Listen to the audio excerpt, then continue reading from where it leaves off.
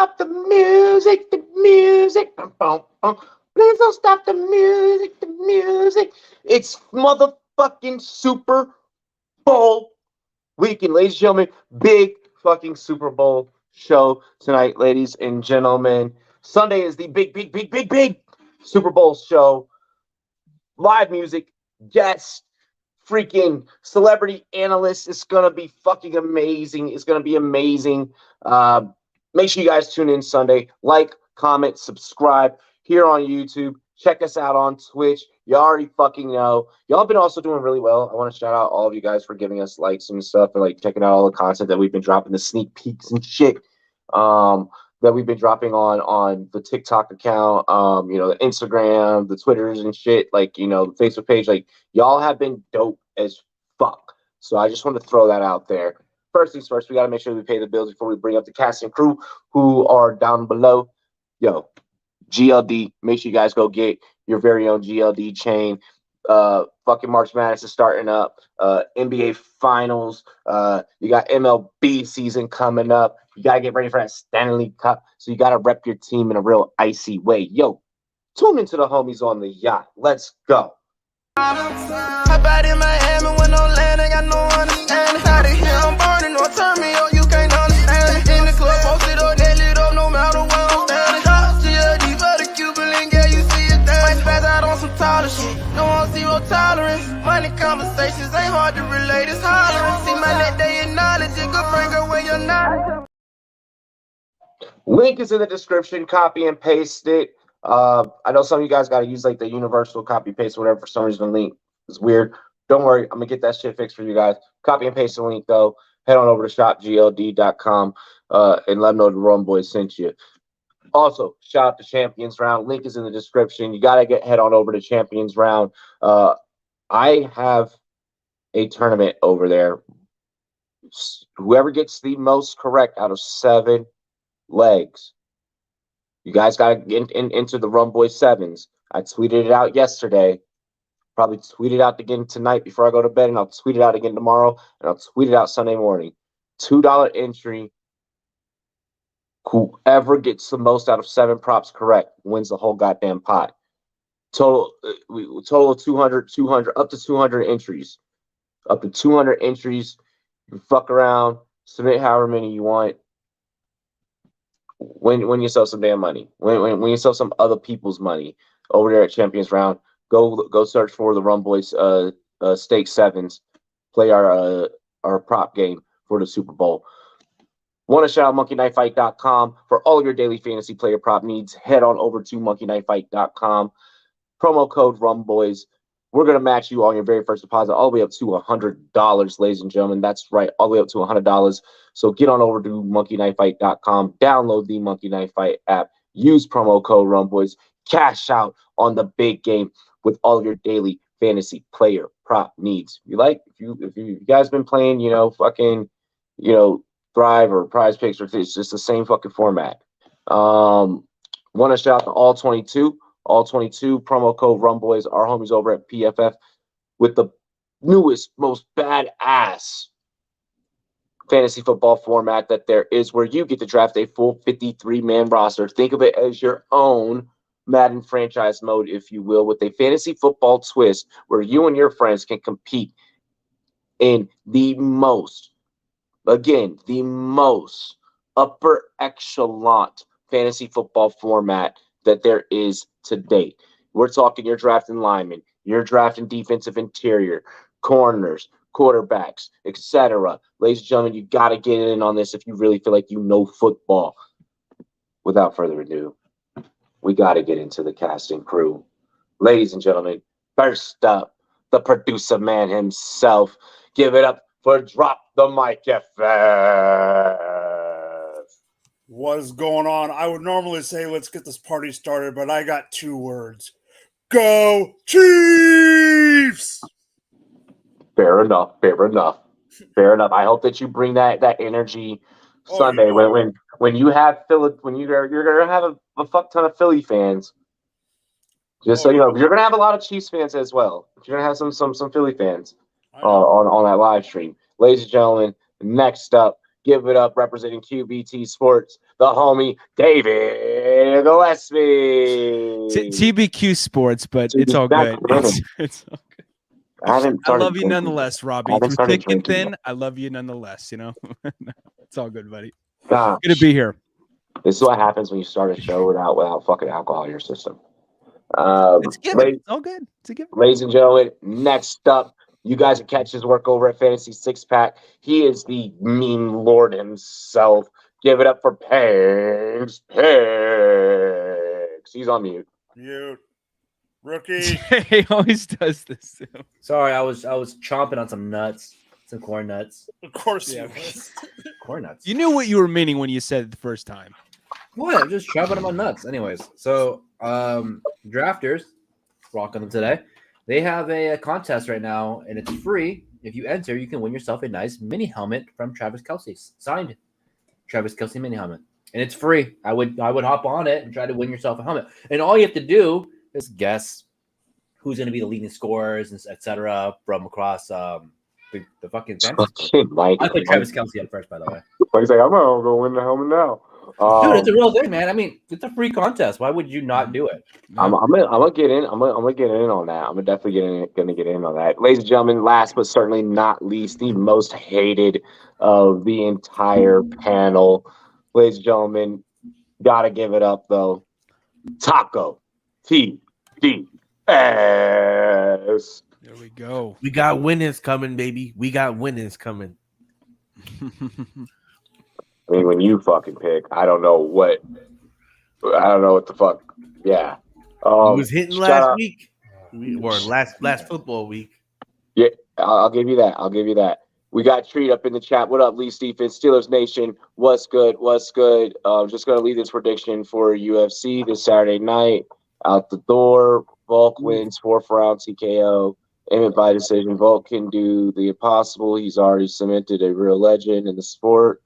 But okay. Hurts is gonna have to play fantastic to beat the Chiefs, in my opinion. Chiefs have been under the radar all week coming into the biggest game on the planet. Yeah. Chiefs will win 34-28. Bouncy. Okay, all right. Hell no, hell yeah. Yo, we will figure off season. Off season allows plenty of opportunities. Let's get into tonight's show, gentlemen. It's been a very long week, a very rough week. Damn right it has. So, with that being said, cheers to me. Cheers to you. All the Rumboyz and girls want to do. Dilly, motherfucking Dilly. Dilly. That ice cold Sierra Nevada IPA just like needed. Let's get into the show, gentlemen. A lot of interesting topics. Been a wild week in football, but first things first, we got to talk NFL honors. Who do you guys first feel like got snubbed? Was there like a biggest snub, or did everyone was pretty much deserving, if you will? Did the night pretty much go according to plan? A lot of our colleagues in the industry were there, looking dazzling, by the way. So, Mike, take it away. Personally, I think everything was status quo. I do think it was interesting that Garrett Wilson got one less first place vote than Kenneth Walker, but I do think that Garrett Wilson did. I think it was his to win. The only one that I will bring up. I'm not saying. I will preface by saying I do believe he deserved it, but I would have voted for Peterson over Dable. I've said that for a couple weeks.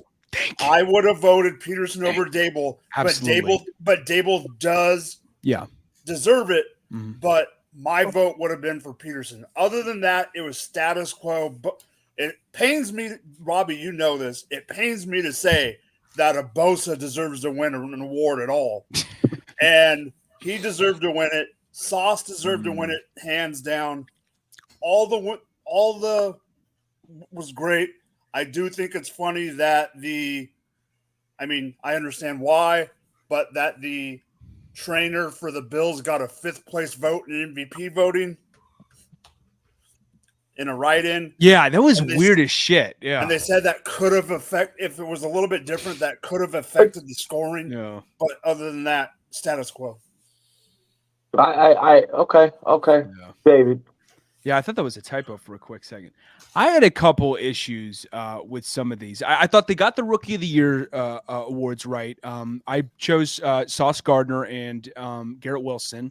Offensive could have been kind of interesting because I couldn't see an argument being made for Tyler Algier or a Chris Olave, but Garrett Wilson was my guy above everyone else with all. Yeah, Garrett Wilson. It was Garrett Wilson for me. Okay, yeah. I was going to say, all right. Go ahead. I see this is going to get interesting. MVP was spot on. Coach of the Year, I wanted Peterson, but there are a lot of candidates that were suitable for it. I think there's an argument to be made for Dable, but Doug Peterson was my guy considering all the circumstances surrounding him behind the scenes with what he had to deal with after Urban Mussolini left the team, Oh my gosh. doing what he did, He was a full-fledged dictator, man. He was a full-fledged dictator when he was there, kicking dudes when they're down, and it was awful. So I applaud him for his resilience and all that. But Dable was he did a phenomenal job. He took them from shambles, the Giants were, to this playoff team. So I respect it. My one big gripe, really, comeback player of the year. I mean, Geno, I get the argument, but I would have defined it more so as someone who came back from injury. So I would have gone with a Derrick Henry instead. But if you're going to give, I get come back in a different definition, in that sense, you give it to Geno. My biggest gripe though was defensive player of the year. I don't. Okay, with the whole comeback player thing, I don't get everyone up in fucking arms over it being Geno. Since when? No, I'm not up in arms. I'm just saying, definition-wise. Since when? Because the whole argument is, well, there needs to be a most improved award versus a comeback. The two things are basically a fucking hair away. Okay. Since when did it have to be? Since when did it have to be injury dictated? Nope. To win the comeback player of the year award?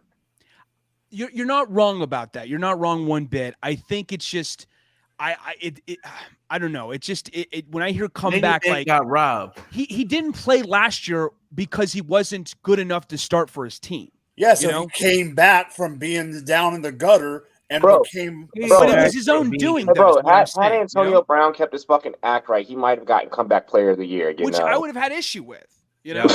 I'm joking. I was joking. Okay, I just make sure for a second. Holy shit, David! It was possible. That was called comedy, my guy. The other thing is, you played it so serious. I was like, wait. If it wasn't Geno, to me it should have been Barkley. If it wasn't Geno, won. But Henry, but Henry wasn't even a finalist.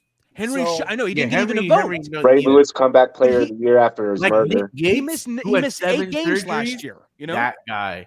Yeah. What was that, Taco? I said guys like Nick Gates who had 7 surgeries. That kind of guy. Brian Robinson getting shot 4 times. That should have coming back and playing. That to me is a comeback player. That's fair. It's most improved. Okay, Geno all fucking day. But what is he coming back from? Being a scrub?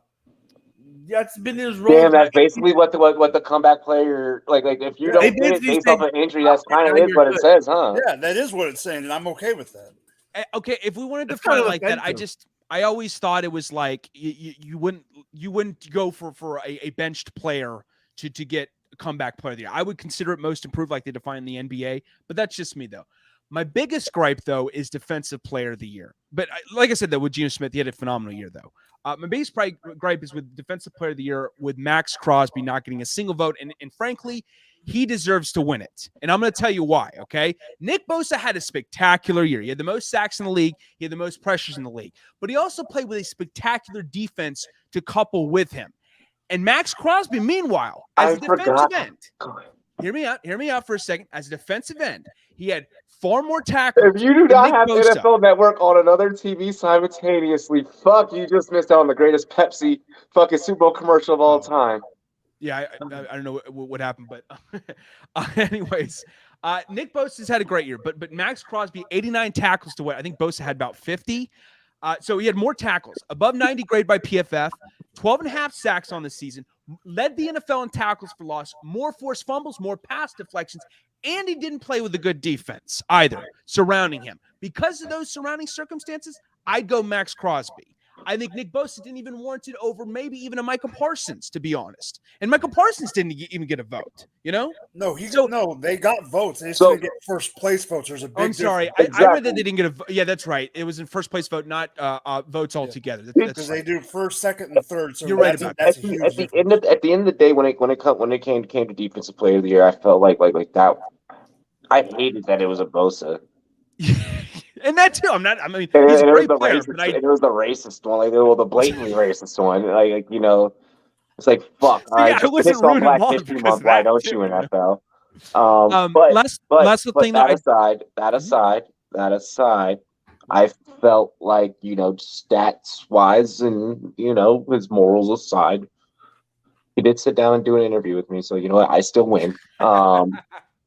You have you're to gonna sit play next. that card. I see. Okay. It's You all have to about share the same fucking pool as me, motherfucker. Oh I'm my kidding. I'm kidding. Gosh, that was wow. You're like, he's a racist, but he sat down with me though. So you know what? It's not I that win. bad. I win. No, Good deal. is that fucked up? Is that's how we really think in our heads too, though? Like when we get one over, like we were like, gotcha, bitch. Robbie, sometimes you're just flat out fucking hilarious sorting through your thoughts. You're like, well, but he did sit down with me. I love It's that. like, I made me fucking drink out the same water fountain, motherfucker. All right, I'm done. But no, stat wise and everything, and the just the film that he put on. I mean, yeah, He was great. yeah, you have to. I just don't like that they predicate the award based on the team's record too much. They do that way too much. And it's like, it's not Max Crosby's fault his team shat the bed this year. It's not his fault. So I feel that, but you got to have impacts on winning records, and you did not have a big enough impact to fucking result in wins. Which we're going to talk about wins later. We're going to have a very controversial conversation about wins later.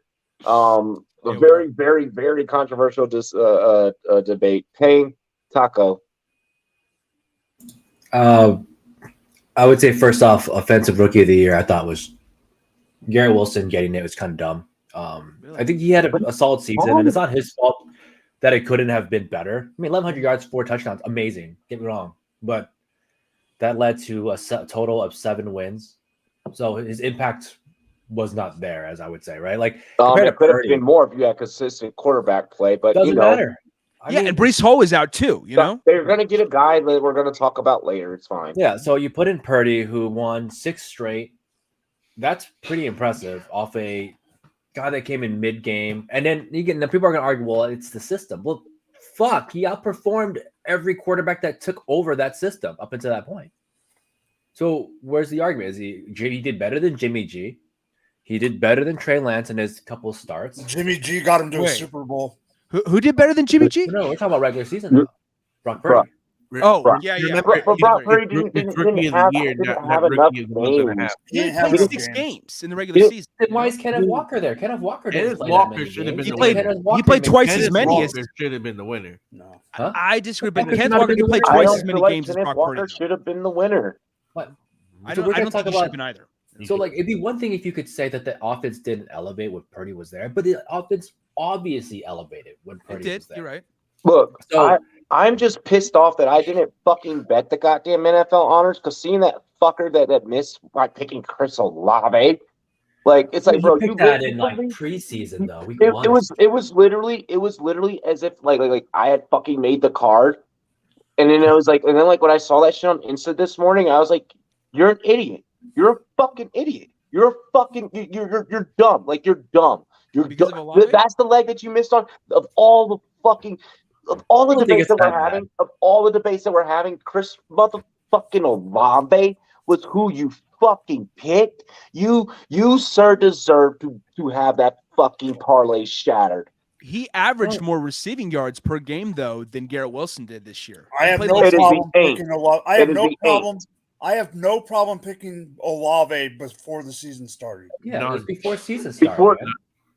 Yeah, that was your pick too, Robbie, before the season, right? I think. Yes, before the season started. When we're talking about your betting on the fucking NFL honors, especially in a week where Yeah, 2 betting, weeks in a row, especially in a week where 2 weeks in a row, the narrative on every fucking social media platform because of goddamn Arian Foster No, I thought that Is parlay that was from the the shit is season. scripted? I thought No, that no, parlay Robbie, Hold on. was that from the card Is was that made the in week. shit is scripted? Hold on. The whole narrative is that the shit is scripted. How the fuck did you miss Garrett Wilson winning Offensive Rookie of the Year on the goddamn script? You know what? When was that? Payne, when was that? Leafs that has played? an answer for that. Guys, Robbie, that card was Leafs has made an in week answer for 1. that. Yeah, that card was made in week 1, Robbie. Oh That's what I'm wow! trying to tell Okay. you. It was? It's made in week 1. It Yeah. was made in week 1. I thought That's it was why I made was- last night. No. Why would, that If would, it that was, would you would have a ridiculously point. good Okay, odds. Why would they okay. give you If it was 14 made to 1 in week odds on one, a if it finals? was made in week 1, Yeah. he is justified. If he made that bitch last night before the You're right. fucking award started, of course you're not. an idiot. Yeah, He you're made right, it in you're week right, man. 1, and it was that's why Garrett Wilson was 14 to 1. They were not going to give Garrett Wilson 14 to 1 odds at week before finals. That's ridiculous. But All that's those what I was guys are saying. like But 15 I to did 1 not. odds. Hold on. In my defense, I did not see that part of the photo edit. The photo that I saw on Insta was cropped. Leafs. Right, So just give you a I've heads not up. seen Like, it. that's what it was. It was a 5-way bet, and he took all that shit week 1, or right out in week 1. Okay, then the dude missing the mark by fucking Olave, then I can grant grace because of then. Yeah, I mean, you came in there with a hurt Zach Wilson with Joe Flacco. No one thought anything was going to happen. Elijah Moore was the favorite. And Brees Hall was injured, like barely into the season. Not in week 1 though. No, I know, Brees but Hall- like he didn't last long into the season before he got an injury. Anyways, just to get to the original thing, like I said, I just think that Wilson getting it's a little bit weird.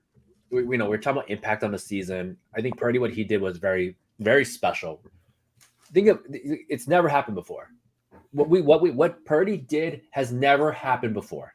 So if anyone wants to challenge that, Mr. Irrelevant comes in and is the reason they win and gets all the way to the NFC Championship, go for it. If Purdy's healthy, if Purdy was healthy, if he does not suffer a UCL, I don't know if Philly's in the fucking Super Bowl. I mean, I'm gonna be quarterbacks in But general that go doesn't 6 matter. straight. That doesn't matter. I'm awards skipping that regular alone. season You're only. talking about I'm just saying, but I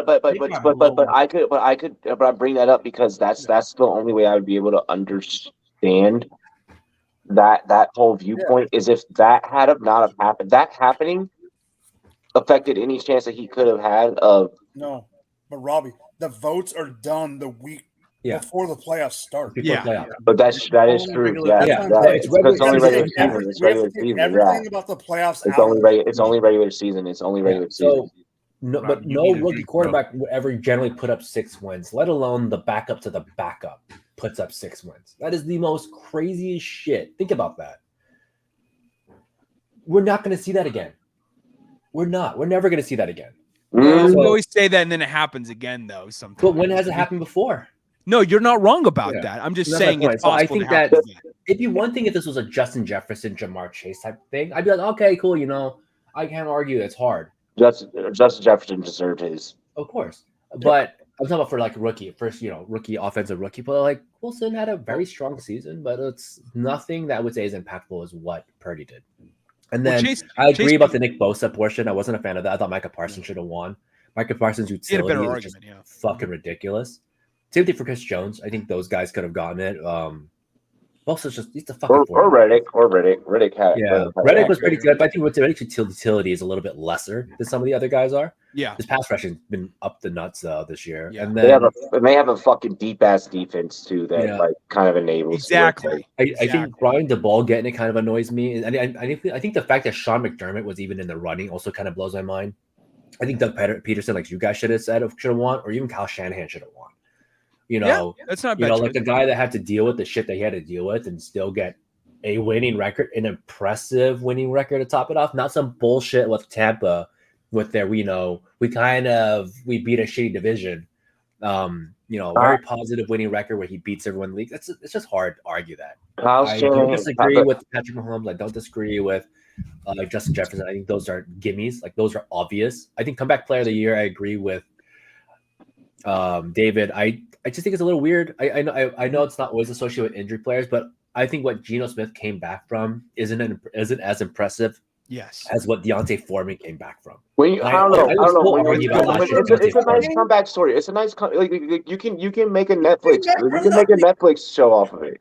You can make one off of Deontay Foreman. He came back from the bench. Deontay Foreman's fucking awful. But Gino, what? he come on, replace Derrick Henry last year. Fucking dog Pretty shit. fucking impressive. Dante Foreman's not awful. Fucking He dog was really shit. impressive What the last year. fuck To did just Gino do what he come did. back Dog for? shit. He was I don't want to hear this. hater.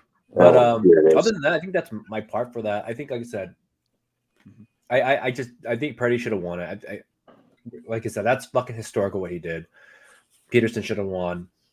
The Bosa's, I think that's goofy. I think we value sacks and INTs way too much for something that may absolutely. not impact a lot. Absolutely.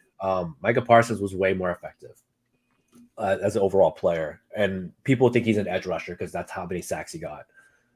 Like, come on, he's not just an edge rusher. And I think Max Crosby is a very good example of that version of it too. He's a Parsons snap. I wish he would sometimes shut up his fucking mouth, but that dude talks. That dude talks. I'm like, bro, like, do you ever like? He's a player that like says shit, and like you're also like you as a teammate, you're like, bro, like, can we at least win the fucking game first? Like, what if he was a commander though? Fucking death note. Like he's the player that signs your death note by talking too much shit before like anything. No, God. Yeah. I'm happy from a personality standpoint. Like, I believe in superstition. I'm happy that I don't have to fucking deal with that. Like, yo, just keep your fucking mouth shut. Go out there and do your job. Don't you curse us, Ricky Bobby. Don't you? I'm done. Go ahead, Taco. How about it? I think everyone's covered everything. I mean, the Geno Smith again. You can't come back from the bench and be looked at as like some fucking comeback hero. I think you got to come back from some sort of real adversity, like just improving your game. Yeah, that's an improvement. You're not coming back from something else. To me, actually, award having to deal with you. My bigger question is for you, Robbie. So Mahomes won his second MVP, right? I'm loving it. Is Mahomes 1 or 2 levels above Joe Burrow? He's always been a level above Joe Burrow. I'm thinking, is it 2 levels now, or is it still 1? He's entering. He did with one leg. Mahomes is always and will be, especially now that the greatest quarterback of all fucking time has retired. Joe Montana. It's not about. It's not a Mahomes Burrow thing. It's Mahomes looking up at Brady thing and saying, "How fucking close can I get to that?" That's the real conversation. There's not a for the sake of like when they're matching up and and Burrow has more wins over Mahomes. Like, it's like, okay, yeah, like sure. That's like entertaining. That's fun. That makes content. Like you Thanosing and not being able to fucking maintain your presence on the camera when someone's talking to you. But to answer your question, it's more about Mahomes looking up at Brady. That's what it's really about for him personally. Right. So, question for you, Taco. If you think it's 2 if comeback player was something that's the most controversial thing about the Hall of Fame class. I'm fine with the rest of it. We'll cover the Hall of Fame class like a little later. We have like some other shit for y'all. So talk about a question. Would you feel better about the comeback player of the year if, like, let's say Geno Smith was a starter, got benched, and then played better the year after? Would you feel like that's actually a comeback versus I was on the bench for 9 years and then I happened to like Geno Smith gets hurt last season at the second half, comes back this season, tears it up, takes his team to the playoffs. Yeah, comeback player of the year. Yeah, I would agree with that. Oh no, I get that. We categorize if it was injury, but let's say he was a starter, got benched, and then came back the year after and did well. Would that at least feel a little bit better than it does now? I mean, we just have to remember that the NFL. When he came in, when Geno when he came in, he was a very highly touted prospect. Yeah, the thing we have to remember is, unlike David kind of mentioned it, unlike the NBA, they combine the most improved and the comeback into like one thing. So you have to take it all into consideration. But do they? Is that what they say for like the voting? Look, the scriptwriter's already sold his stories to fucking Netflix, bro. Get ready for the Geno Smith docuseries. For real, it's gonna be a thing. I can guarantee, and they're gonna name it. Still haven't wrote back. I listened to the Pivot with him this week. He was the host. He was their guest last week. Mhm. Pretty good. Pretty damn good episode with him on it. I'll tell you this, man. It's a content world. Amazon, come over here real quick. We gonna make something happen. It's a very, very much so content-driven fucking world, bro. Straight up. Speaking of a content-driven world, major news on the Pat McAfee show had dropped over the weekend, and like, all right, I'm not even gonna say like major. I guess like the proper adjective is weird as fuck. Like, I don't know if it's weird as fuck. It's all right to me. This is weird. To me, it's weird. Aaron Rodgers, the kind of announcing how he's going to be approaching and considering whether or not still playing football or entering retirement by going on a 4-day darkroom retreat. Mm-hmm. Everything is dark. There's a bathroom in the motherfucking room. So apparently, and here's my thing. All right. So first off, if there's a fucking bathroom in the room, motherfucker, and the whole motherfucking goddamn thing is dark, are you just crawling around looking for the goddamn toilet, bro? Robbie, there's just one giant kitty litter set up, and he's just no. You guys are missing the point. He's about to play Who's in Whose Mouth, and I love that game. So this is where what? Who's in whose mouth? Like, you never played that game before where you just turn off all the lights and then you just guess who's in whose mouth? Oh my God. It would be hilarious. I have never heard of this before, but wow. I would hope not. I feel like I need holy water right now. Wow, that is fucked up, Pang. That is definitely that was the Marine in you right there. It would be hilarious if he just like they turn on the lights and he's in the process like making out with someone and he turns out he's making out with David Bakhtiari and he's just clean shaven. Oh my God. Well, no, here's the thing. Like he's in there by himself. So like basically this shit is like jail. Oh, he's by himself. Oh, okay. Gotcha. It's like well, I mean like the people, the observers can see him on the other side of the glass. Yeah. So bro, no way. People are watching you. And they're doing like a case study on you. Like Wait, this man has gone wrong. No, people have done this. I saw something on this app before this even I got saw shit on Vice. I saw a Vice documentary about There's this. people. I mean, I just looked it up. There's 15 of these retreat places alone in the state of California. This sounds like some California shit. Some ayahuasca shit right here. Yeah, and that's what I was about to say. Homie has been going out on field popping perk 30s. Fucking doing ayahuasca in the he's definitely smoking some really good ganja. Like honestly, I don't even think this dude is smoking ganja anymore. Like he's elevated way past Mary Jane at this point. He probably knows how to play the drug testing system with that, with smoking weed. I mean, it only happens twice a year as long as you don't do anything like crazy, fucking. Or the spontaneous ones, though, too. Yeah, those random ones. Those random ones happen after you do something crazy. Yeah, exactly. I don't know. Like this is a weird one for me, guys. Like, Taco, how do you feel about this stuff? Weird to you seems normal to me. Just throwing it out there. It's like things like this right up my fucking alley. Normally, you just spend 4 days in the motherfucking dark. We're in California. He's like, no, I just play Who's in Whose Mouth all the time. Yeah. Whoa. Is that Clay Matthews that I feel? I can't tell. Who's in whose mouth? Oh, Donald Driver. Oh, wow. Randall Cobb. Devontae Adams. There's a twist. The fact that every man just stop, please, God. We're going into dangerous territory now. We can't edit. We're live. You guys remember this is a live podcast? We'll edit it out.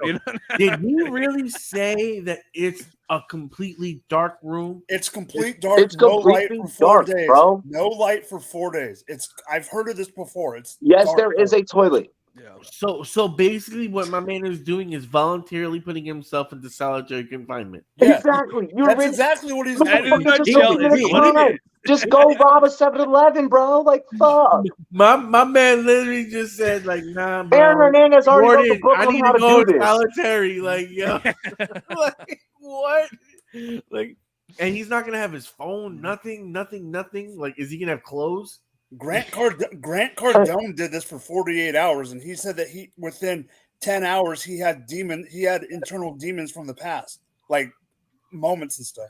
Well, What Grant the fuck? Why Cardone was would like you a want massive this? drug. Why Well, would you? okay, Why now would you we're want? turning up. Why would you want that? Why? Nah, we're That's turning why up. That's why Aaron's. I'm telling you, he's doing this. He's going deep into his psychological bullshit. You know what it might he be? is, you know? You know what it might be? He needs to detox, bro. He might be on just so much shit that he's just like, yeah. I'm gonna say I'm going this 4th day, but I'm on some detox shit, so I don't fuck Bro, this up. how are you eating during these 4 days? That's what I'm wondering too. There You is know, a and trap- how do you know there- what you're eating? You know, there is a trap door, and they show you before you go in, like the compartment, like they have it. It's all set up. So it's not that dark then, if they can see it. No, it's still dark. it's They don't let pitch any Then how light the fuck in. they're gonna No find it? They're just gonna Okay. fucking. They're The gonna people do on the like Stevie outside, the Wonder people on the there? outside have fucking light. Oh my god! What is Aaron Rodgers getting ready to play Stevie Wonder? Oh, fuck.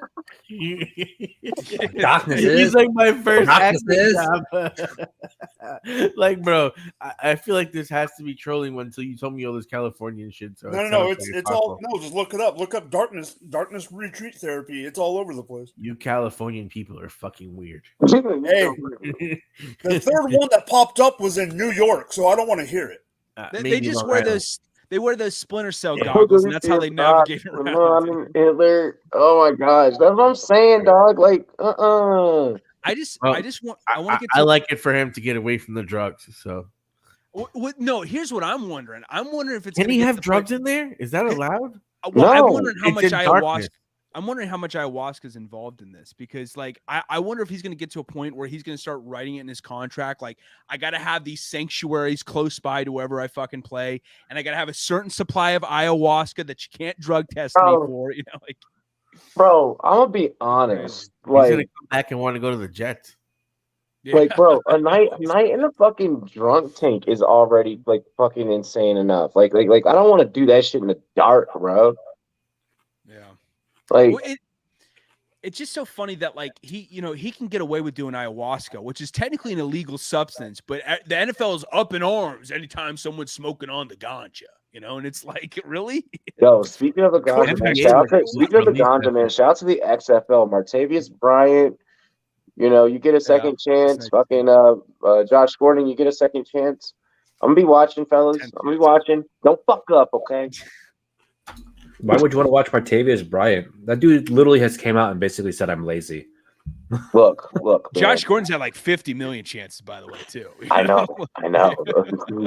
Look, I still need football, and I'm a degenerate gambler. No, I got you. I would cheer like for Don't somebody forget- else to get up in there. In April, we got the USFL. You might on need the top of it. 4-day box retreat. Robbie Guys, on a I fucking know this darkness hut retreat. where there's no light that 20 comes minutes in. and he's like, get me the fuck out of here. Light Bro, doesn't bro, come in, honestly- but a couple honestly- dudes do. Honestly, here's what would happen if I were to go in that bitch. I'd go in. I'd fall asleep at first. I'd be like, yo, it's dark as shit in here. I'd be like, yo, I've been waiting for this. I might get through the first 12 hours. The first 12 hours, I'm solid. No, this is out in the wilderness. This is not. Dude, Bruh. no, you Thought you're in the But- house. Hold on. But once I've like realized that, yo, where the fuck is Twitter? like no, Robbie, you would smoke so much indica, you would sleep the whole 4-day like retreat. no, I would get through a day, and then I'd wake up and I'd be like, all right, yo, motherfucker, I got the munchies, and I'm not trying to eat in the dark.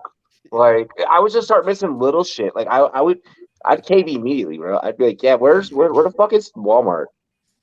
Where the fuck is Walmart? Like, I'd be like, yo, let me the fuck out of here. Me too, though, dude. Honestly, The only good thing about that is that like I wouldn't have to deal with $10 fucking eggs. for like 4 days. Thanks. Yeah, no, Like that shit's on their fucking bill. Yeah, that's a good point. I was getting Lucy's for 75 cents the other day. God damn it. That sounds like you went to the street corner and bought some powder substance. Yeah. Lucy's it's fucking God. You gotta watch old Dave Chappelle episodes to fucking get that one. Good luck, Mike. What's up, Matt? What is good? Fucking yes.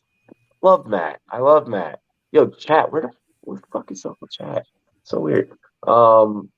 Yeah, no, I think that this is some weird shit. I can't deal with it. Aaron Rodgers, you never cease to fucking amaze me at this point. This makes me think he's gonna retire. No. He's gonna take the Ricky Williams route, but with ayahuasca. You know, He saw Tom Brady's thirst trap, and he was like, you know what? No, you want to know why he doesn't retire? 60 million. Because Aaron Rodgers has such an ego that he doesn't want to be the second best quarterback in his Hall of Fame class. Oh, with Brady, yeah. With Brady, I'm telling you, he has that big of an ego. He's gonna that he spend can pull 4 that days in the shit. fucking dark, just dwelling over that He's one got thing. a lot left, though. He got like 4 years left. I mean, Yeah, I'd say What the about 4 fuck years, is wrong with you, Taco? No. if he no. doesn't retire this offseason. Then. Yeah, he got like 4 years left. Go out on He's old. top, or either go help Garrett Wilson win another He just fucking. gave up back-to-back MVP seasons. This year, he had nobody at receiver. Yeah. He played well this year, like with all things considered. I mean, it wasn't a Yeah. great season, but it wasn't, Matt, he that's gonna definitely become- wasn't we're an gonna MVP talk about caliber that. guy this year. That's for no, sure. he was not an MVP caliber guy. You're not wrong about that. We'll bring that up later. Yep, Matt, we are going to talk about that. We're going to talk about that later. Let's go ahead. Before we move real quick, the funniest thing I saw that for the XFL thing was that Vic Beasley's going to be in it, and I thought that man, I completely my forgot. God. That man had the biggest fall. Wow. He That did. motherfucker had a true Falcons? insanity. Fucking Yeah. anybody. He was nice for a brief split second. You know. He was all pro. Yeah, He had an all pro year. he was. Led the I league in think sacks. he was like borderline sack leader that year too. But He led the league in sacks. Yeah. 330. He's been out of the league for a couple years, and now he's 30. He's gonna be in the XFL. That's fucking a hell of a fall. When does that Yeah. start? February 18th. February, yeah. The week after. Hasn't played Saturday- football in 3 years too. The Saturday after Yeah. the Super Bowl. Interesting. Should be fun. So, We did talk about it. We begun the show. Yeah, it's a hot Yep. topic. is sleeper drafting or like how we drafting again? Oh my gosh! Wow. Look. Speaking of, this is a big Super Bowl show. Rumboyz rookie Hakeem Butler in the XFL. I know that's gonna be fucking dope. He's gonna boss up on motherfuckers. Probably play his way back into the league for sure. No. Favorite moments this week from Radio Row. Oh, I gotta know. Like, I haven't taken my TV off of fucking NFL Network like all week. I've been up to the minute on all the action, everything. What are you guys' thoughts? What has been some of like your favorite things that you've seen? Mike, you're a Chiefs fan.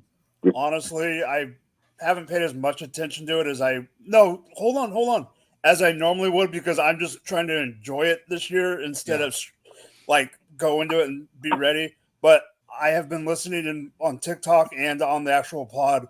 My favorite this week has been the back and forth between the Kelsey brothers on their podcast.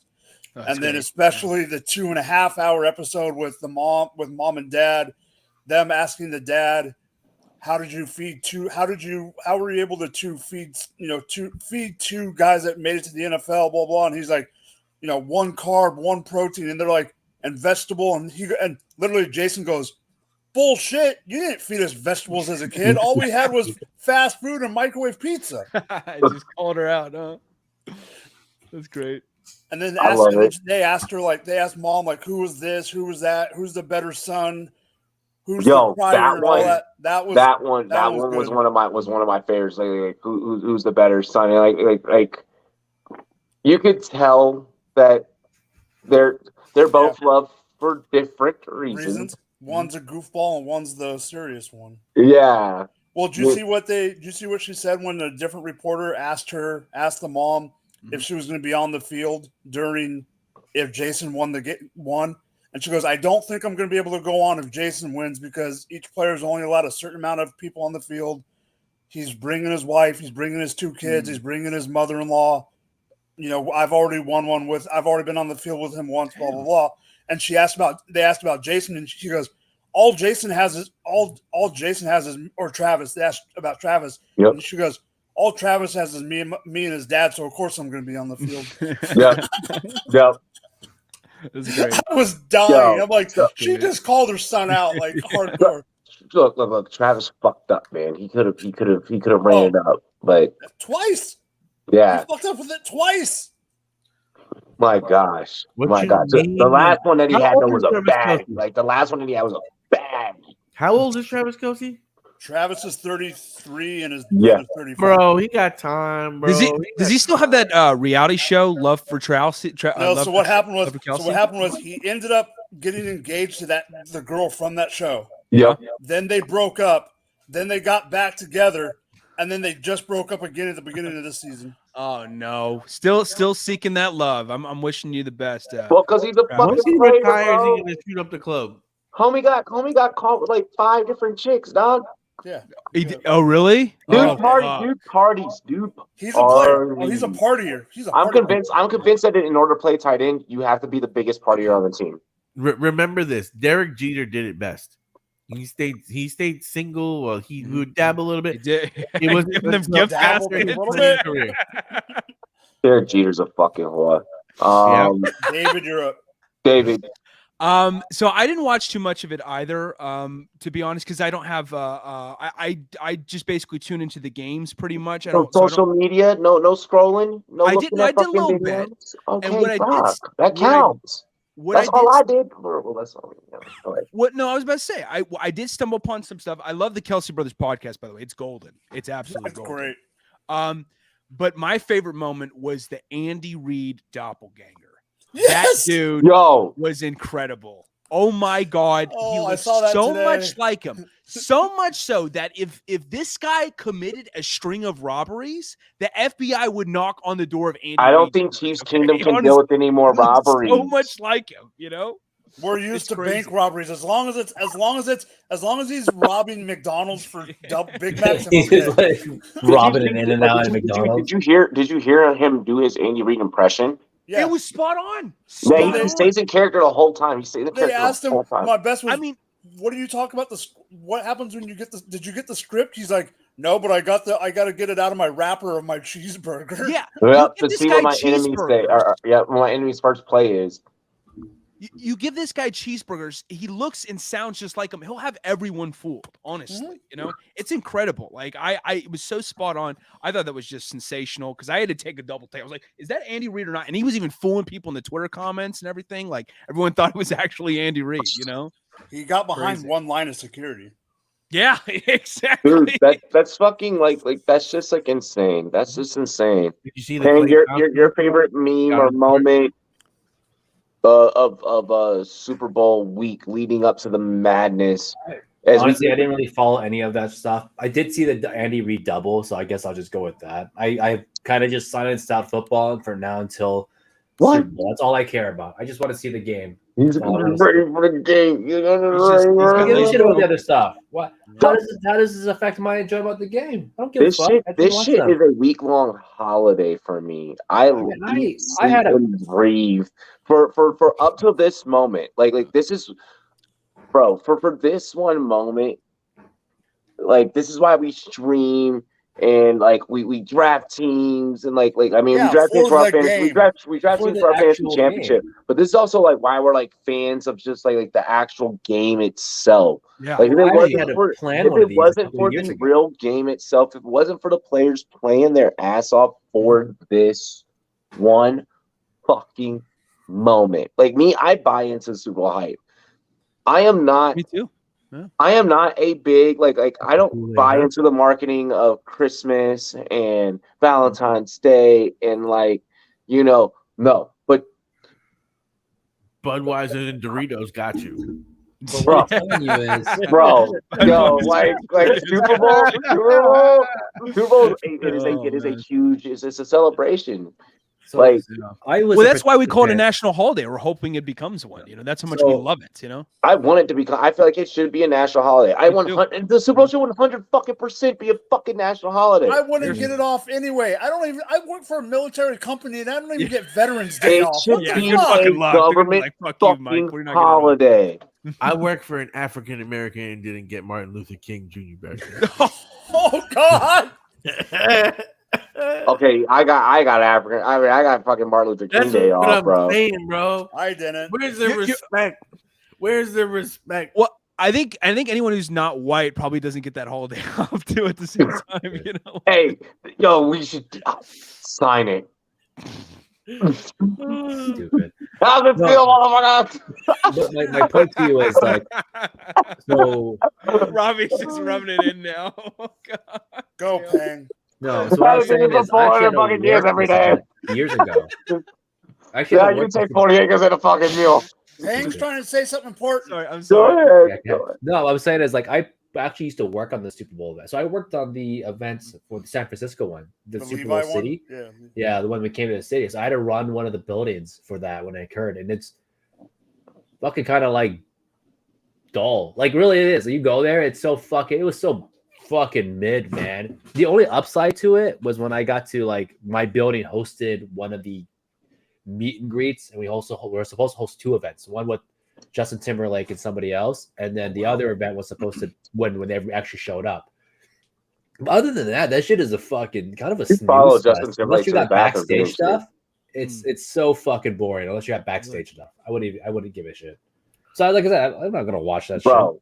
no, like I am very much like I buy in. Like I said, I buy in. You love the hype. You love the hype, Yep. Oh yeah. I love the fucking build up. How women fucking like are like, oh my god, like high five chocolates a day after Valentine's Day. This is like No, I'm the one that's their Super Bowl. Like, oh my god, NFL, you are just so hot right now. Like, oh my god, I'm the one that likes half off chocolate. Look, how people lose it for like Black Friday and like all like the sales like leading up, like bro, this is wait. You're gonna compare Black Friday savings to fucking the Super Bowl? Yes. Well, it is life or death with Black Friday, man. I mean, they're fucking about that. Listen. It's not my team winning the Super Bowl. If it was my team winning the Super Bowl, it's much better. If it's just some random teams, I don't give a fuck. I don't give a fuck. You're saying Black Friday over Super Bowl? Well, no, he's just talking about how if it's not my team. If it's not my team, if it's just two random teams, I'm still Super Bowl over Black Friday. Bro. I could care less. Give me the discounts. Cyber Monday, and I never have to leave my couch. Give me the discount. This man, no, this is like I will stampede a fucking family to get that TV. Okay? Money hell no. Look. The Super Bowl. There's a Super Bowl purposely gave us two black quarterbacks for a fucking reason. Okay, they are hand in hand. You wouldn't have this game without us. All right, built on our fucking backs, off our ACLs. All right, you fucking don't do that. Our ACLs, Jesus Christ, Robbie. This is such a dangerous Super Bowl or Black History Month. We're really comparing that. That's so dangerous. Fuck. Like I'm not doing that. Like fuck. Oh, the end. Hey, Taco, what's your opinion on the media? I too, like everyone on this panel, have not paid attention to any. I am truly a football fucking junkie. Robbie, I would pay attention to it more, except you have the privilege right now of working from home. I do not. Bro, even when I'm in the fucking office, I'm walking past a goddamn TV screen like. I don't have the one thing that I did find entertaining. He moves his desk towards you know what was entertaining. Christian I will put a fucking customer on hold really quick if I see something important. Like if it's any information that I can get. Like when fucking Rihanna was sitting down and they were talking about like this, I was like, I messaged my girlfriend. I was like, babe, I'm sending you my YouTube TV fucking password. If she says anything about what the set list is like, I need to fucking know. Oh my god! Robbie's just looking up at the TV. He's like, "Oh shit, Devontae was traded. Hold, please." Yes, sir. We're talking about $1 billion deal. Hold on, Rihanna just said something. Yo, if I could get any intel, like if I could get any intel, like any fucking intel, I'm in.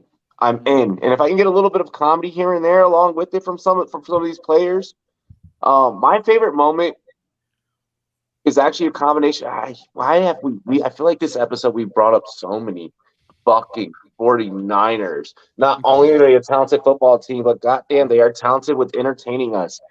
Travis, or wow, goddamn it, fucking George fucking Kittle singing his rendition of whatever the fuck that Kelly Clarkson goddamn song is. That shit was hilarious. I died laughing during the NFL honors. I died laughing during that shit. That and then Christian McCaffrey. He was doing so, and this is one of the things I also want to do. This is why I also like watch it, because I'm like, damn, like I want to fucking go to Radio Row. Like, that's one of my goals, one of my dreams, one of my ambitions. Rumboyz at Radio Row, it'd be lit. Dog. When there was this one show, I think it was like, I want to say it was like maybe like CBS or something like that. Like they were like, no, it was like no, it wasn't CBS. Like it was a lower podcast. It was a lower level podcast. Like it was like a couple thousand followers. CBS put it on their Instagram. Yeah, CBS put it on their Instagram, and they were like they were making really angry tweets. And one of the ones that he read, and you're like, damn it, CMC getting traded to the San Francisco 49ers just fucked my fantasy team, or just fucked me over in fantasy. And CMC reads it and he goes, fuck your fantasy team. And like my reaction was just like, thank you. Like y'all really think like with the fact that CMC said it, like y'all really fucking think this CMC cares? So stop tweeting this man. Stop adding him. Well, yeah. Yeah, I hate that shit too. When people are like, "Thanks for fucking over my fans team," like, dude, no one gives a shit. No one do. Like, I'm like, you're $8 $24. I'll be clear. It's okay to say that. It's not okay to at them. Like it's your fucking like. Oh, it's hey, so dick, pathetic. You suck dick at fucking Christian McCaffrey. Just be like, Christian McCaffrey, fuck me over. Yeah, and then just like, okay, don't at him. It's pathetic. I understand the rage of sports fan, but like, bro, I have stopped being friends with people. I have lost whole friendships with people because we'll be at a bar, they will lose a parlay by a fucking leg, and we'll at like fucking Kyrie Irving or some shit.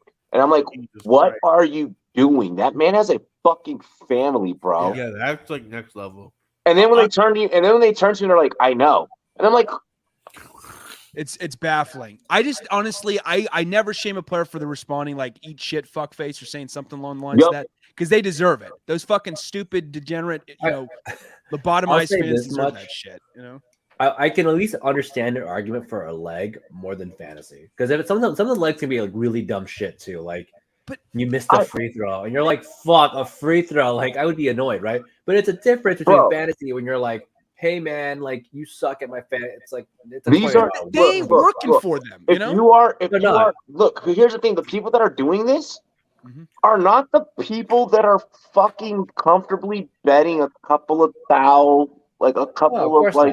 It's not. It's not the people that just think about and so that's why it doesn't surprise me they would take it personally. Bro, when it's nothing to do with them. Bet $5. Like you bet $20 league dues. Yeah.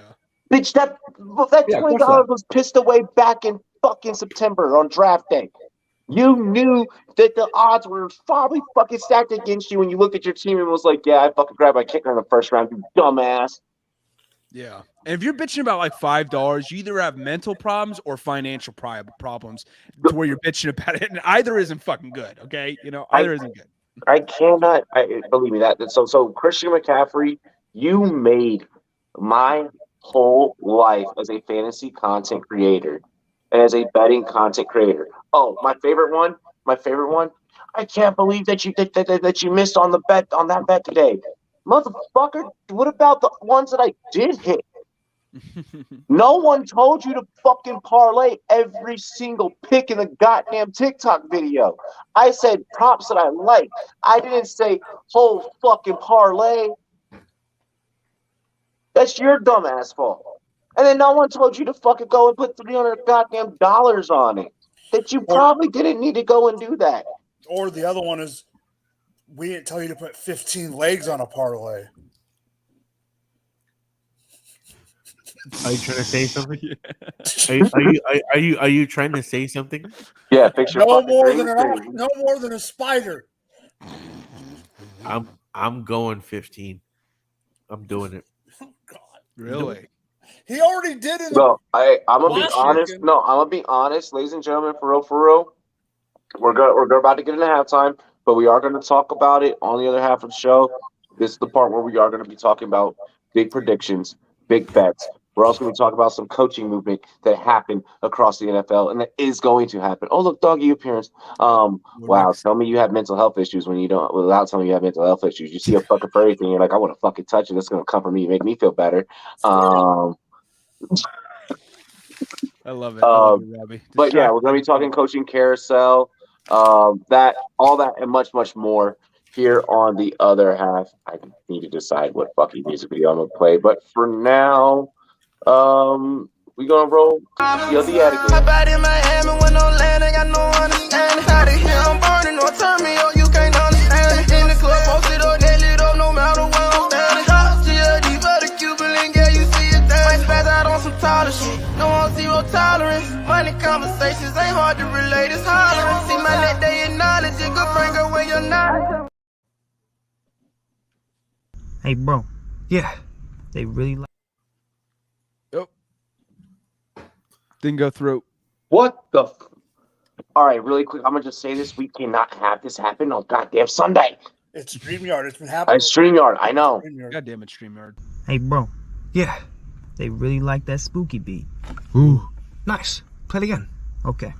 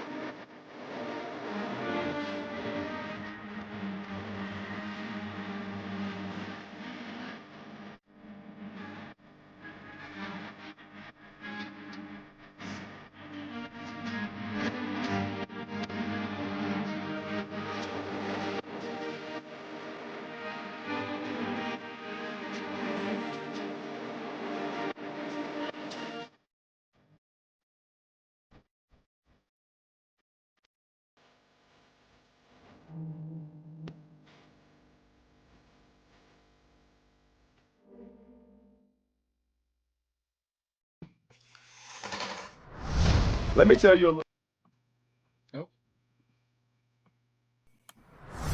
Let me tell you a little story. Once upon a time, there was a monkey knife fight. And one day, they met one team partners in the NFLPA. It's a match made in the pits of a monkey knife fight. And everyone lived happily ever after. Are you listening? This is big. What is a monkey knife fight? You know, it's thing monkeys, knives, you get it. Fantasy sports is monkey knife fight. And monkey knife fight is fantasy sports. Monkey Knife Fight is daily fantasy. Monkey Knife Fight in the house. I am Monkey Knife Fight. You are Monkey Knife Fight. We are all Monkey Knife Fight. Monkey Knife Fight. You have the NFLPA behind the company. It's exciting for me to be a part of fantasy sports. When I think of fantasy sports, I think of beating all my buddies year in and year out and being able to brag about it. We're not just partners in it. We're owners. And it feels awesome to be an owner. I challenge you to a monkey knife fight. We've been saving you a seat at the table, Monkey Knife Fight. Welcome to the one team and NFLPA family. Monkey knife fight. Welcome to the family, Monkey Knife Fight. Welcome to the game, Monkey Knife Fight. Monkey Knife Fight! I challenge you to a monkey knife fight. Monkey Knife Fight! Monkey knife fight, monkey knife fight, monkey knife fight, monkey knife.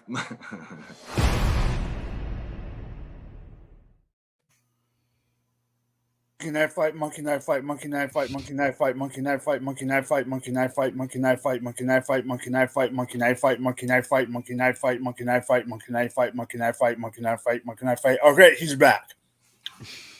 Damn. Hopefully I didn't have you there doing that too long. No, but I was just gonna be the rest of the show at this pace. I was gonna stop, and then I'm like, okay, I'm just gonna go, and then I saw you spinning for a second. I'm like, okay, as long as he hurries up, I'm good for like 3 more. All good. My homie sent me a fucking picture of like this fire ass tortellini he made. I was like, oh shit. I was like, do you take my fucking recipe? It's like, yeah, you took my recipe. You said fine ass. I thought you were going in a different direction. I said fire. Oh, I thought you said fine ass. Nah, fine ass was my wife messaging me. It's the name in your phone book, you know. Yep. Oh, her one of her Valentine's Day gifts came in that I got her. Shout out to one of the sponsors. Ladies and gentlemen, we are back here on Rumboyz After Dark, the most unhinged sports talk show, Friday night sports talk show on like YouTube and Twitch, like straight up, like so unhinged. I don't even know if we could probably we have to be on like these 2 platforms. Like we streamline these 2 for a fucking reason. Make sure you guys like, comment, subscribe. Tune in for Sundays. Like I've been dropping like a lot of fucking content, like kind of like leading up and teasing. And honestly, like it's been, like I feel like it's been pretty fire. We're gonna have a pretty fire Sunday pregame show. It's gonna be fucking dope. It's gonna be lit. Let's get into the second half of the show. This question was brought up earlier by the homie Matt. We're gonna first talk about coaching carousel. Then we're gonna get into some big game talk. D'Amico Ryans is now gonna be the face of the Houston Texans. Steve Wilkes, defensive coordinator for the San Francisco 49ers, to replace Ryans, and we're hearing talks of Cliff Kingsbury asking D'Amico for a potential job opportunity in Houston. So, like, how fuck that's going to turn out, we'll see. Thoughts, gentlemen? Taco. We go, Taco, you first. I think Cliff Kingsbury also in talks to possibly go there as an OC as well. As a what? OC? No, that's what he already said that. Yeah, right. So I think that it'll be interesting to see what kind of staff that he puts together. He might have some top people here. It's funny that Wilkes would be coming over with him. I mean, overall, I just want him to get more than 1 year. Wilkes is DC. Wilkes is DC and San Fran. Yeah, for the 49ers. Yeah. at the end of the day, that's all fine and gravy. But I wanted to get more than 1 year. The last two coaches, for all the people they hired, for everything they've done, like, God, 1 year, and then they were gone. So you know what? This sounds all great. We know how shit goes. Once you start getting in the trenches, not everything comes out it is. Sometimes it works, sometimes it doesn't. But I want to see this guy get a couple years. He needs 2-3 years. This is a big project with the Texans. This is not an overnight fix. He needs to be some time and some leash to actually get it done. And none of the Lovie Smith, like what the hell? Like, you know what I mean? Like, it's just weird to Lovey me. Lovey was never going to be the guy there anyways. Pep was never going to be the guy there. 2 years in a row. They were setting up for a move. Excuse me, to get them in a position to be able to get a big name and to get like a real like football mind. Lovey was never like Lovey's got a little obsolete lately, I feel like, in terms of his coaching style. Lovey also ruined it when he ended up winning that last game and screwing them from getting the number 1 pick. I hope to God that didn't play a reason for him to get fired, but that was Lovey already knew that he was out the door, but that was definitely that was a fuck you. Like, it's just ridiculous. Like, fuck that organization. I love that comment. Because I'm gonna address that. I'm gonna address that comment because I like that in a weird fucked up way. I'll explain it. I'll explain it why. I know, but for the 49ers thing for your standpoint, I mean, Wilkes, this is an opportunity for him to put his skills like for real on display with a great organization and an organization that promotes its people into positions where they can actually go and flourish and put their skill sets on display. Like Salah, what he did, despite the TV turnover, I mean, fuck, that system taught him to be able to succeed. That Shanahan system molds guys to be able to go to the next job and say, hey, give me a couple of years. Let me figure it the fuck out. Let me do my thing. And Houston's been waiting for that opportunity to get a real football mind. So by them exchanging and getting D'Amico, possibly bringing Cliff, who had that experience, with talent that he had in Arizona, they just couldn't put it all together. That's a front office thing for Arizona. Fuck Arizona for that. But then also, I mean, Carolina saying, "Yo, sorry, Wilkes, we're not going to give you a chance." When Wilkes has honestly proven that he should deserve a chance and he deserves to get a chance, but now being able to go to San Fran and then get the same fruits that D'Amico, Salah, and many others have been able to get. I got something to say about that when it comes around. I got a weird one. It's all smart for me. Payne, David, Mike. I mean, if you're looking at what Wilkes did for the Panthers, there's not a lot to say. But if you look at it from a defensive coordinator portion, it makes sense. I mean, the Panthers defense was actually it's good. It's built well. Any team that's taken over that, I think, has plenty of upside. I like that Panthers defense overall. Mm-hmm. If you get to go to a good franchise like the 49ers that are pretty much built and could just get better, if they find a way to get rid of Eric Armstead, in my opinion, and whatever. But at that point, that's all I have for him. He didn't get offered another job besides that. We'll take it, man. It's still a coordinator role. And if you're under Shanahan, how many people under Shanahan have gone on to get head coaching jobs? Mm-hmm. And I think that's why he did it. I think that's why he did it. Every single one of those fucking guys. No, look at Flores. Look at Flores going to Minnesota. Like you're doing it for a fucking reason. Yeah. You're gonna make it a shiny new thing, and then you're gonna get another head coaching shot. And I think about like 2-3 years. And I think for D'Amico, I agree with Taco. Guys are aging. People are gonna fucking die, David. Shit. I'll get into that, David. I'll get into that. I was gonna say I agree with Taco regarding the people are gonna get fired. That he would get, but here's the thing: I don't think so. I think they'll give him at least 2 years, maybe 3, because the way you have to look at it is if you fire somebody once, whatever, twice, it becomes a coincidence. 3, it becomes a fucking trend, and I don't think the Texans can afford that. No, the Texans can't afford your fucking racist trend going on in their fucking situation. No, they can't. That's So why. That's why I think the he'll Jets. get That's why I two. think the Jets at the QB thing with like kind of tying into that same philosophy. I think they're like, we can't draft another one of these things. We need to fucking go and get a free agent. Like, the Jets are like, It's just the opposite of what the fuck. Colts should be doing, right? You don't want to be you don't ever want to be considered a trend. Remember the episode from the league when it's like, hey, like I can't date back-to-back Asians or date back-to-back blacks people because like they're gonna assume I have a thing. You remember that episode? Yeah. It's fucking hilarious. And that's kind of what it is. It's like you can't just keep firing, head coaches like in 1 year, especially like fucking with their minorities. It's starting to look like a fucking trend. You can't be doing that. So I think he gets a good shot. I think the team is built well for the most part. And they have the capital to make it better. And I think they have the cap to make it better. I know everyone's jerking off the Bears, but I think, as I remember, the Texans have a pretty good cap also.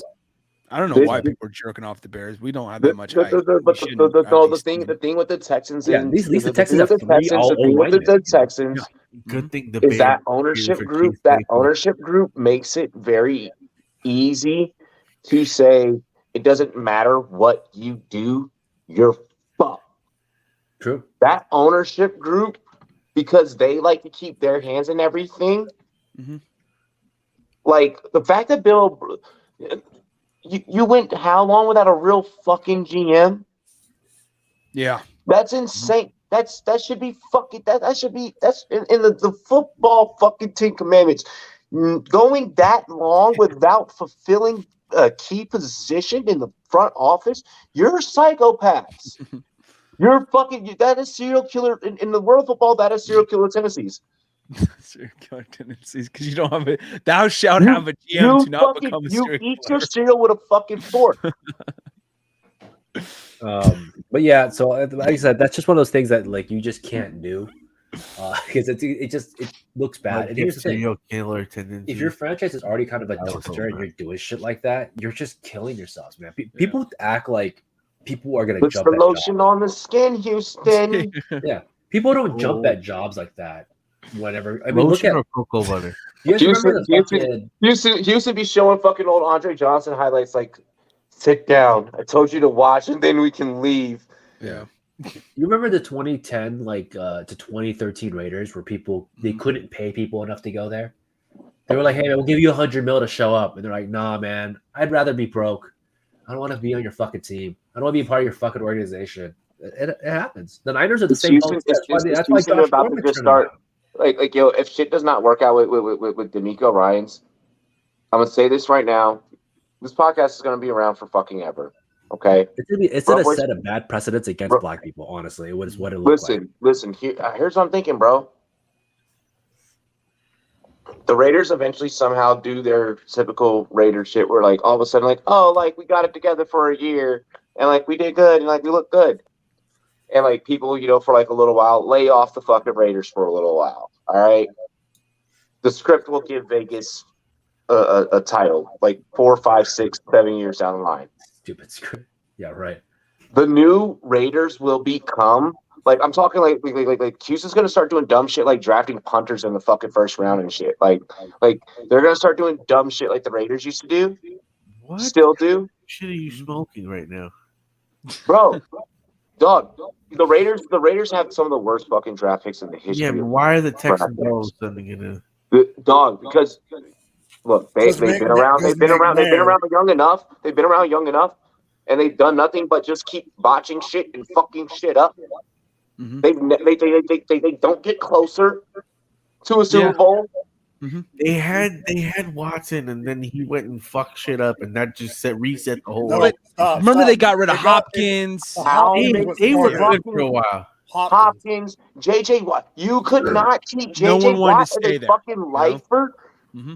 Arian Foster is out here telling people that the NFL is fucking scripted. And that's probably just his way of just trolling the fuck out of the Texans because he probably didn't even like his time there because that's how shitty the organization. They probably read the Deshaun Watson script and said, "How do you get that?" I mean, bro, who Arian Foster's always been trolling. Arian Foster thinks he can beat up a tiger, so I don't want to hear what Arian Foster. Your organization is known for fucking Andre Johnson versus Cortland Finnegan. Your greatest goddamn quarterback in history is Matt Schaub. Yep, Matt Schaub. Yep. Oh! What about our boy Matt Arian Schwab? Foster, Mr. Undrafted, Mr. RB1? Loving his vibe. Listen. If this team does not pull their fucking heads out their ass, you figure out the uniforms, you figure out the marketing. They got to bring back Petrie is now a piece that you can build around. Fucking do something, Houston. I'm tired of this Houston. We have a problem shit. Like, you're in a weak division. Mm-hmm. They got Davis Mills. And I honestly don't mind if they go and if they get Bryce Young and they force a quarterback competition between the two. You now have a competent backup. Or you either get a superstar rookie who can start out the gate, or either you start Mills, then you can put in Young. If things don't work out, you can still go back to Mills. You can still keep developing Mills. Like, this isn't a bad fucking situation. Yeah. They have what pick do they have again? Second, yeah. We got numero uno, my Bears. Do you think they would go defense since they got a defensive coach? No, they need offense. I wouldn't be surprised if they go after quarterback. And they sell on Davis Mills. I think they're going QB. Yeah, I could see Bryce Young, honestly. But you think they go defense? What, the Texans? Yeah. If Young goes one. Because they added a lot to their defense last year with Stingley Jr. and Petre. I want to say they go defense. Oh, really? Okay. I mean, you got to think about their head coach. Mm-hmm. What position he play? Yeah, he was a linebacker. And their offensive line already has 3 first-rounders on it. Besides Tunzel, the other 2 are pretty okay. They're not going to draft a running back because no one should at that early. And what's his face? Pierce. Pierce is good. You know? Yeah, and they have 2 young wide receivers in Nico and Mechie. Nothing relative, but you could always buy like a Juju type guy right now or a Shark or some bullshit on there. Like, if they don't get a quarterback, it's going to be defense. Like, what do? Do you like beef that O-line more? Do you buy a tight end? Like, I just don't see it. But does Houston do Houston things? That's the problem. Houston always does Houston things, but they have always gone typically beefy. So they it's very like, when's the last time they took out a first round weapon? And that's an offensive weapon. Y'all can take Chase Young.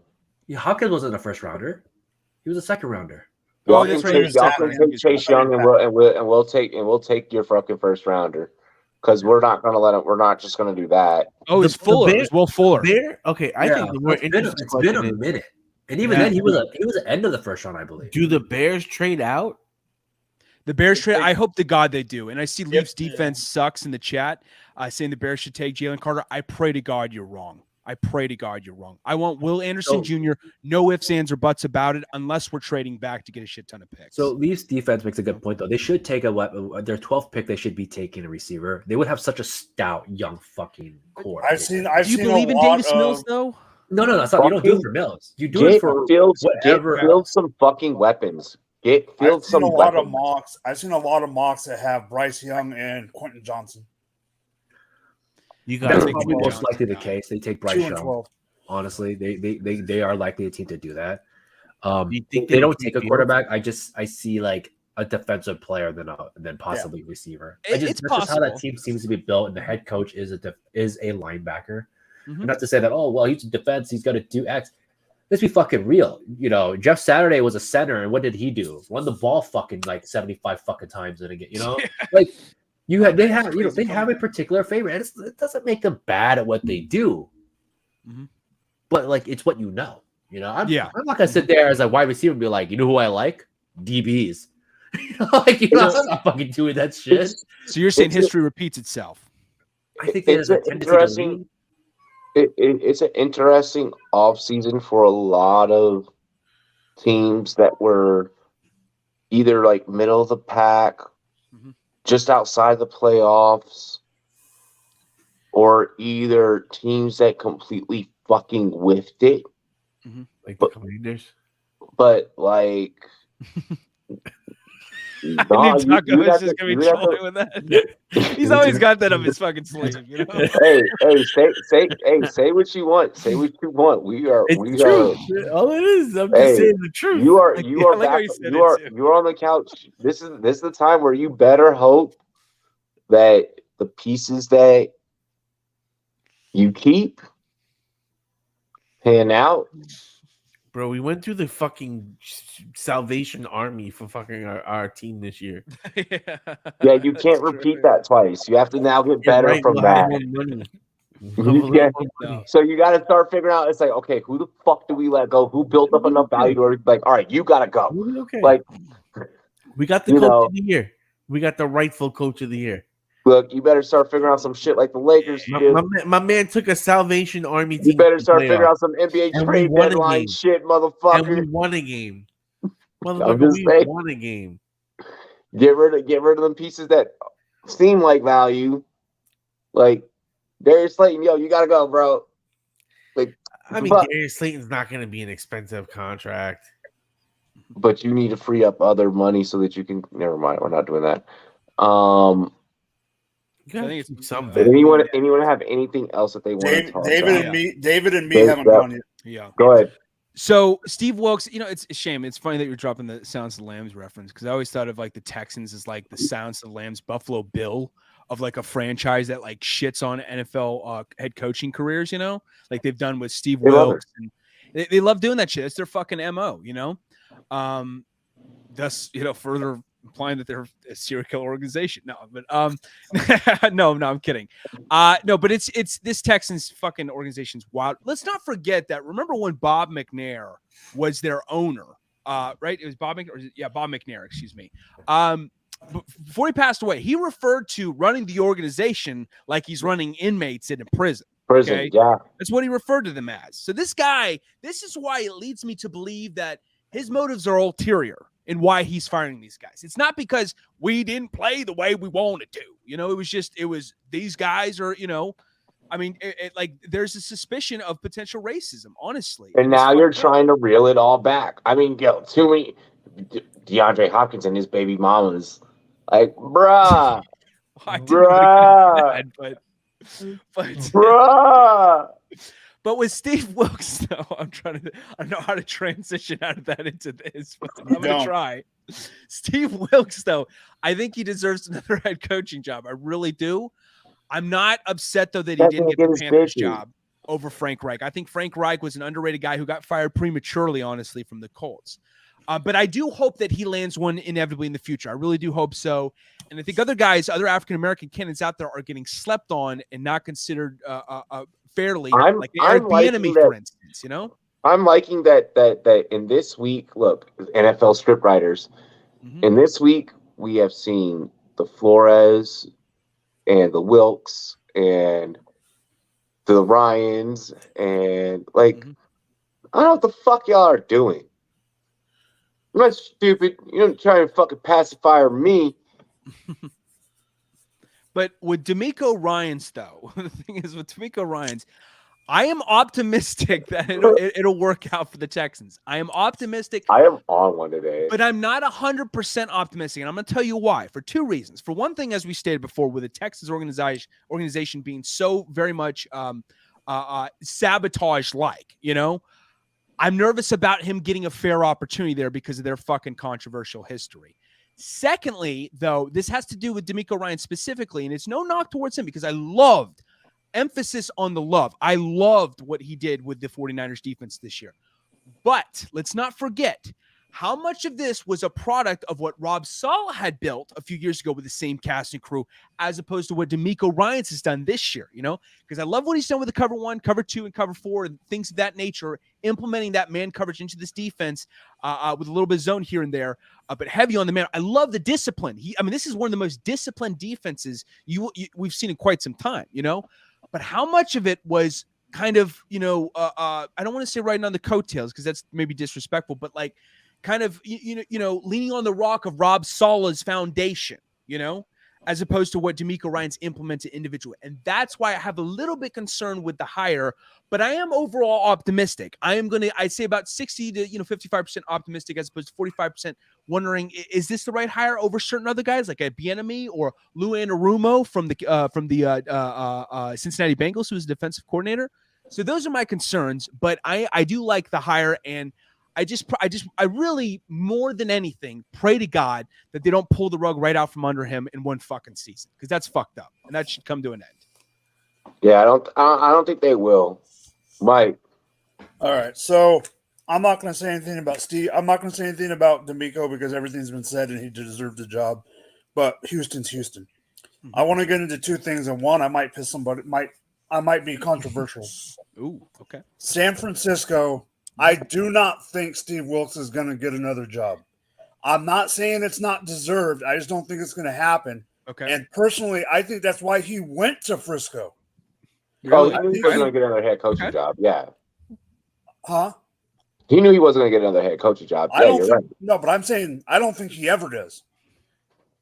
And I think he went to Frisco to go to a team that has an organization that is not stupid like Arizona that fired him after one season, and Carolina and Steve Tepper, who likes to just go nilly-willy because he's a wannabe Jerry Jones oil man. I think Steve Wilkes wanted to go to an organization that is solid enough that he can stay there for years, and Shanahan is sick of losing talent, so he wanted a veteran guy that he could maybe get to stay longer than the other guys. But a coaching decision that was made this week that we haven't mentioned yet, and I was hoping that I was going to be able to, because I thought about this yesterday. Mm-hmm. Running back in the league is a very important position for real football and for us fantasy owners. Mm-hmm. Deuce Staley left Detroit because his mom is ill in North Carolina, and he is becoming the running backs coach for Frank Reich in Carolina. It's a good hire. It's a great hire. The new running backs coach for the Colts or for the Lions is going to be the Colts running backs coach who had JT for the last 2 years. Mm-hmm. I just think that this is going to change. I think let's go Chuba. Detroit is going to get change more, and whoever they bring in Carolina, if it's a rookie, if it's Chuba staying, if it's a vet, whoever it may be, because, who knows? Blackshear. I'm just going to say, I know why you're saying that, but hey, David Montgomery's a free agent. You never know. I'm just saying it could be a free agent. It could be anybody.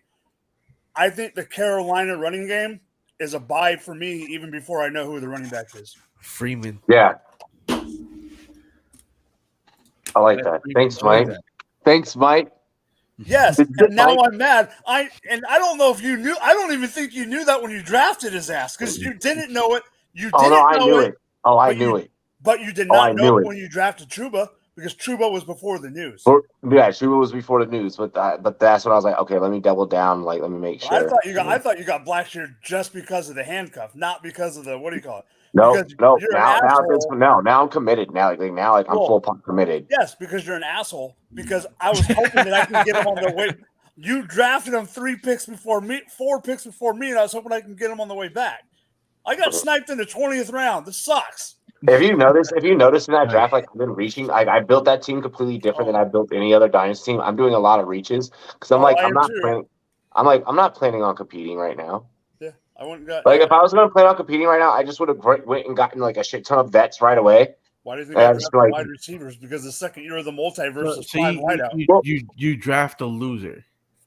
Bro, no. Here's the thing. I know that people are going to drop out. Like, and there's also like weird fucking rules in this shit. Where like I'm about to just like win year 3. I could fuck around and win year 1 because I'm about to just start stealing people's players and doing weird fucking shit and like changing rosters and anything can happen. No positions year 1. Year 1 is 2 quarterbacks, and then after that it's all flex. So Robbie, Robbie's on the right. Yeah. I'm like, I don't give a fuck. I don't give a fuck. I don't give a fuck. I'm about to just build value and just be like, oh yeah, you want this? Yeah, you want that? You want that? Like, Go ahead. let's go ahead. Let's get into big game predictions. It's the moment that everyone's been waiting for. Biggest fucking sporting event in North America. I'm not going to say the world because, well, the World Cup just passed. Mm-hmm. The NBA Finals nor the World Series pull in as many views as this event. This is the biggest event. Mm-hmm. No one gives a fuck what color the Gatorade is in any other sport. That's a great point. That's not true. You Do they? clearly never bet before. I mean, there's some degenerate gamblers out there that are doing that. I mean, Yeah, it's a thing, but it's not like a big. Novelty bets aren't a big market in other sports. Mm. This is Super Bowl weekend, and no one does it quite like the Rumboyz Fantasy Network. I want big game predictions. I want content, I want provocative. Let's get the people going. Okay, give me even predictions for shit that you think that is going to happen on Sunday's pregame live stream. Like, at what point does Robbie fucking get too drunk and just falls out of his chair? Like I want to know things. Like 20 minutes in. Over unders of how many I don't give a fuck. Just start making up shit. How many celebrity analysts do we have? Like, I don't give a fuck. Random shit. Let's go. Mike. No, Mike, you're last. You're last. Mike, you're last. You're last. You're last. Thank you. David. Oh, we're going to me. Super Bowl prediction. I got the Chiefs winning this one 31-27. That's my prediction. I think Patrick Mahomes gets shit going, baby. It's going to be filthy. He is a stone cold. He may be the nicest. What's the over-under right now? I got it. 51. 51. Maybe 52. Still 1.5 point spread, right? Yes. Chiefs still dogs at 105? Yes. Go ahead, David. It is officially 1.5, 51 over, 105 for the Chiefs, -125 for the Eagles. Yeah, everything you just said was like a foreign language to me, but because I don't know anything about sports betting. But well, it means give me money. There you go. I guess so. I think the Chiefs come away with this one. I mean, Patrick Mahomes, I know he's riding on that high ankle sprain, but he spent the last 2 weeks getting that shit healthy. And listen, this dude, he may be the nicest guy in the league, but he's a stone cold fucking killer on the field. On the gridiron, man, he will light you the fuck up. He will go for the deep ball on this electrifying defense that the Eagles have and not give a shit, okay? He's going to do it. He's going to come have the supporting cast to do it. Yes, he does. I do believe so. He's got the second best O-line in the league. We saw what's been going on with Isaiah Pacheco, who even got some Offensive Rookie of the Year love this year. Second best O-line in the league. Juju's starting to get going. Travis Kelce is sensational still at 34 years of age. I mean, he may be senior citizen in NFL years, but like the guy is not playing like a one fucking bit, okay? They're real and amazing. And he's going to show out in front of his mom and to show who's the top dog between him and his brother. He's going to do it, you know? I fully believe so. I think if I'm going to make something spicy in this, I do think that we're not going to see a ton of pass rush executing in this game. I think, honestly, between the two teams, I can't imagine any more than 3 sacks in this game in total, and probably 1 or less allowed by the Philadelphia Eagles offensive line in particular, with how electrifying it is, to where it's really just Chris Jones, and that's kind of it in terms of who I really worry about up against this Eagles O-line. Not that I don't like George Karlaftis or Frank Clark now, Mike. I just don't. Clark was the one. Clark was the one I was going to ask you about. Yeah, because playoff Clark. You know, we love playoff Clark, but the thing is, he's going up against an elite offensive line that's maybe the best we've seen in a long ass time. Like I'm talking like the last outside of that, maybe the Cowboys. Okay, I'll go the 2010 Cowboys with Tyron Smith, Zach Martin, Travis Frederick. That's pretty damn good. Outside of that, it's probably in the last 30 years the best offensive line we've seen. I would say the Steelers in the 2010 era was really strong too. Probably the offensive line that no one talks about with Mike Pouncey, Villanueva. Those guys were really stout. They had some good ones with Alan Castro was Faneca. there, DeCastro. David DeCastro, that was good, but I wouldn't say it's better than what the Eagles have been doing lately, though. It's very good. That's a good suggestion. I just think they fall a little short to how consistently, this Eagles O-line's able to execute. I think, honestly, Patrick Mahomes, though, the difference in this game probably will be the if the Eagles want to win, they got to get the ground game going. They got to get that inside zone going, which is their bread and butter when it comes to running the ball. But I think the Chiefs, with Nick Bolton, with their defensive line, they won't get to the pass rush too often, but they'll find a way to keep the run game contained. I think what it comes down to, plain simple, why the Chiefs come away, play calling and Patrick motherfucking Mahomes. Do I need to say any more? He's the best player in the game. Yeah, that's everything. Really quick. I just got like the dopest photo from my It's a Vibe family.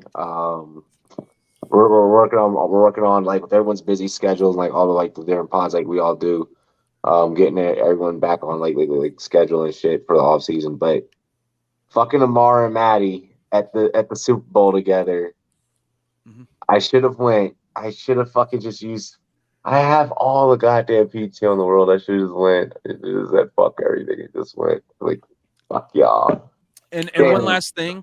Sorry if it means that Jackson Mahomes gonna be dropping a shit ton of TikToks, but Mr. Twerk Specialist himself might be doing that. I'm sorry to disclose that, but it's a legit possibility. I do have the remove button.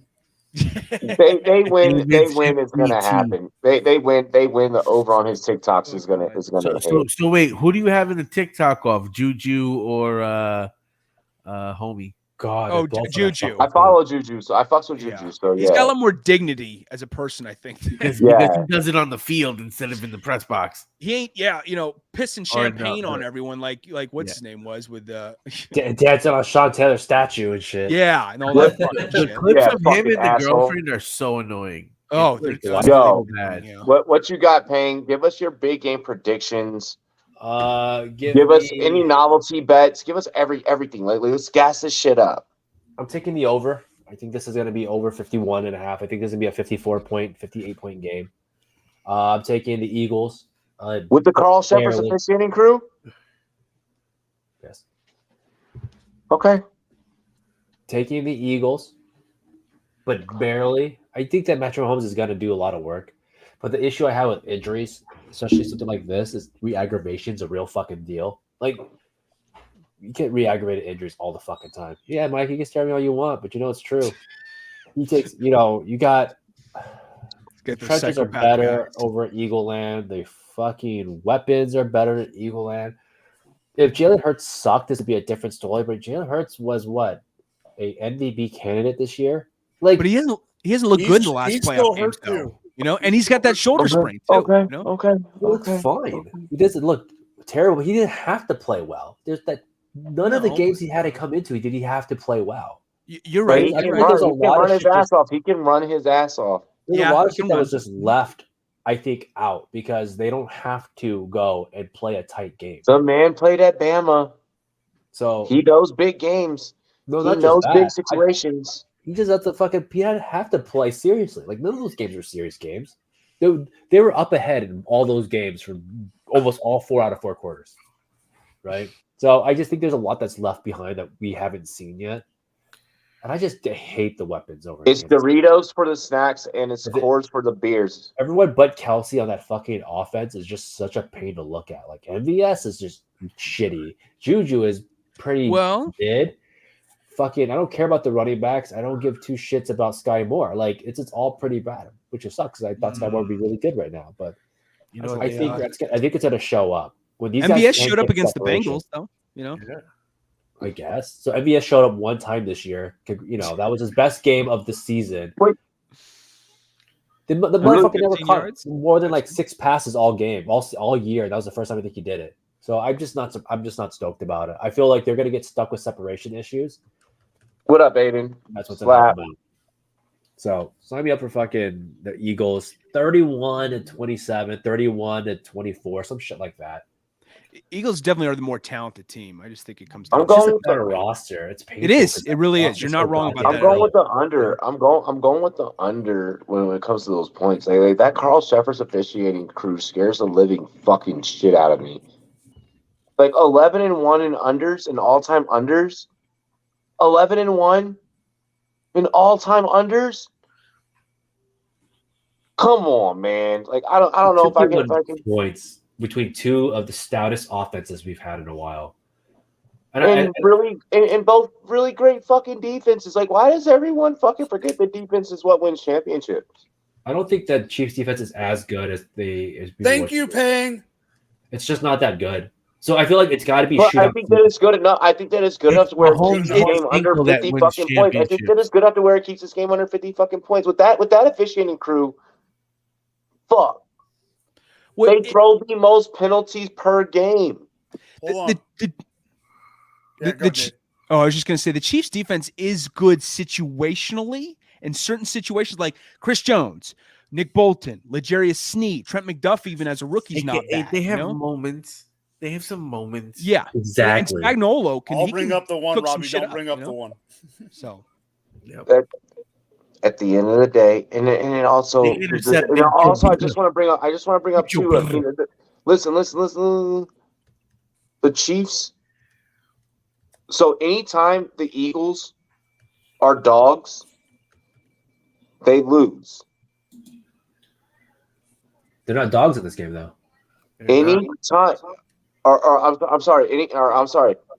Anytime the Eagles are not the dog in a situation like this, they usually tend to be the ones that lose. You look back at their last Super Bowl, they were the dogs. You look back in any of their previous big time games, especially going back to Andy Reid era, they were usually always the dogs.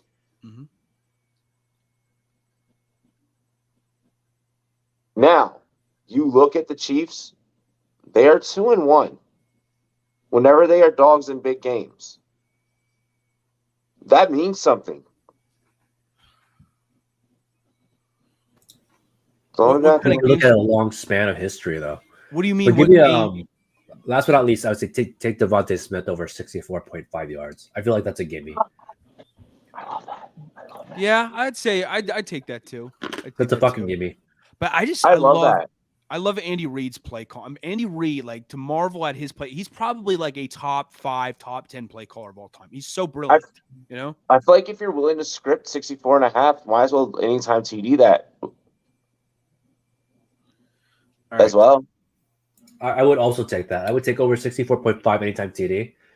Throw in, whatever fucking you think is going to happen. But I would take those two bets in the over and just run it. Honestly, I don't want to take the game at all because I feel like anyone could win this game. I feel it's going to be tight. But I would take the over. I don't think we've seen two offenses as stout as these two come into a game in a long time. Ping, I love that you said that because I could see myself building a card to where I'm not taking either side. Like I would take a Smith TD, a Kelsey TD, safe. Hurts rushing TD, and Mahomes over 1.5 passing touchdowns, and just run with that. That's it. You're done. If Kelsey runs a hitch route in the end zone, it's a wrap. He's going to get. I like that Leafs brought that up. The Chiefs run 3 safeties the most, and that's going to be that will be something that the Eagles can run the fucking ball. That's purely out of necessity. Taco. Yeah, I mean, I have the opposite opinion. Can you at least fucking fit into your screen? I'm right here. Now you are. What you want? You've been disappearing. You're gone now. Yeah, fucking ghosting us.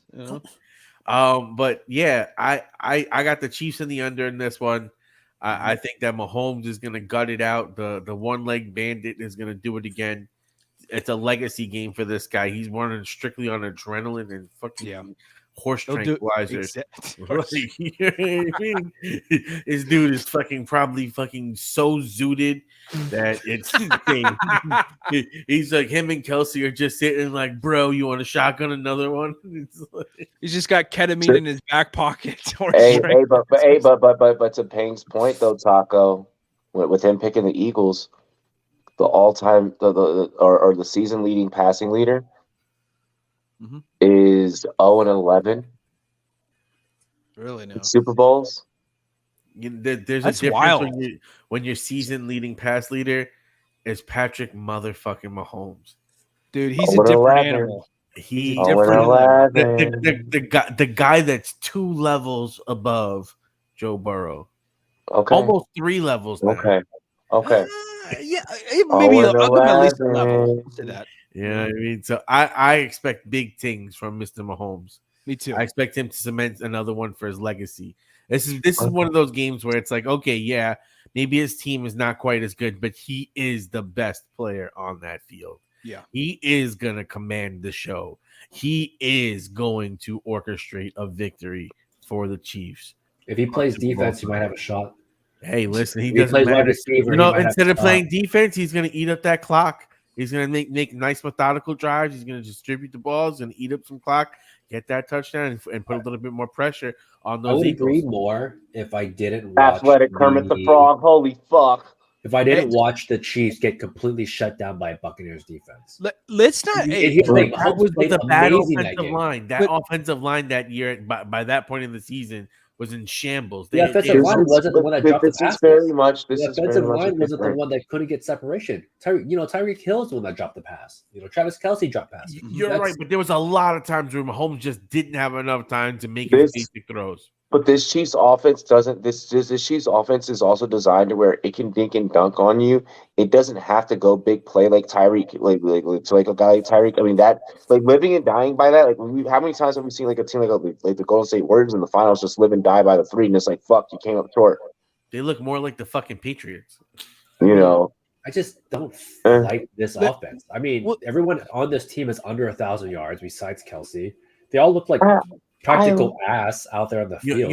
It's execution by committee. Is like a good but they can go out there and they can fucking play football. Play a game. Yeah, they can go out there and they can fucking some play random football. ass third tight end is going to catch a play for 45 yards. Yeah, in this game. exactly. Chris Hogan's out there. You're going to draw it up that way. That's exactly how this game was going. Because they use every fucking player on the goddamn roster out there too. Now, another part of this parlay that I would put in is I would throw Volkanovski in there. It's a little risky. Islam is a little scary, but I like to have a little fun with it, and I'm going to put that first leg with Volkanovski winning on Saturday night with the under and with the Chiefs winning as you might as well have just started gambling tonight and just started taking it with the same card and just taking it all the way through the weekend stretch. I couldn't do that. At least it's okay, it's the end of the night on Saturday, and then we're running into Sunday because I should have done that. He wins. I should have done that. I should have put myself through a 3-day stretch, a 3-day sweat. I'm already underneath a lot of fucking stress as it is. Might as well fucking add to it. Honestly, God, that is sick shit, bro. You're a masochist, huh? Yeah, dude. I like pain. Yeah, yeah. That makes 2 of us, Robbie. At whips and chains. Oh God! Don't you do this! Don't you do this! Wait till we get to this segment. I will unleash a fucking fury y'all have never seen. Well, I mean, y'all were supposed to drop it during that. Like anyone got crazy shit for Listen, I was actually gonna say. Speaking of odds, can you guess? What up, Weeds? What song? How many songs she has that's under plus 1,000 to be the first song? I'm curious what it's gonna be. I'm gonna bet on it being poured up. That song, poured up, watch it all ball out. What's the name of it? Oh shit! Run up, mill. Still got my money. Yeah, that's it. Yeah. Yo, strippers climbing up down that pole. Still got that money. Damn, that would be a fire opener. But as long as they don't play, nah, come on. I cannot stand that shit at all. I fucking can't stand S&M. I want to stab myself in the eardrums if I hear that. It's too much. It's just annoying. I mean, that's like the equivalent to like waterboarding someone when it comes to torture, in my opinion. Honestly, it's a horrible song. It's painful. I could see Diamonds being an opener, but I'm thinking at what is it plus 240? I could see that being an ender. No, it's a little higher, but yeah, it's under 1,000. That one's plus 600. Yeah. Diamonds at plus 600 isn't bad, but I'm thinking for real, the opener could be the Please Don't Stop the Music. That's a good one. I think it's gonna be that. That right now is in the lead. That's plus 150. Run This Town is plus 300.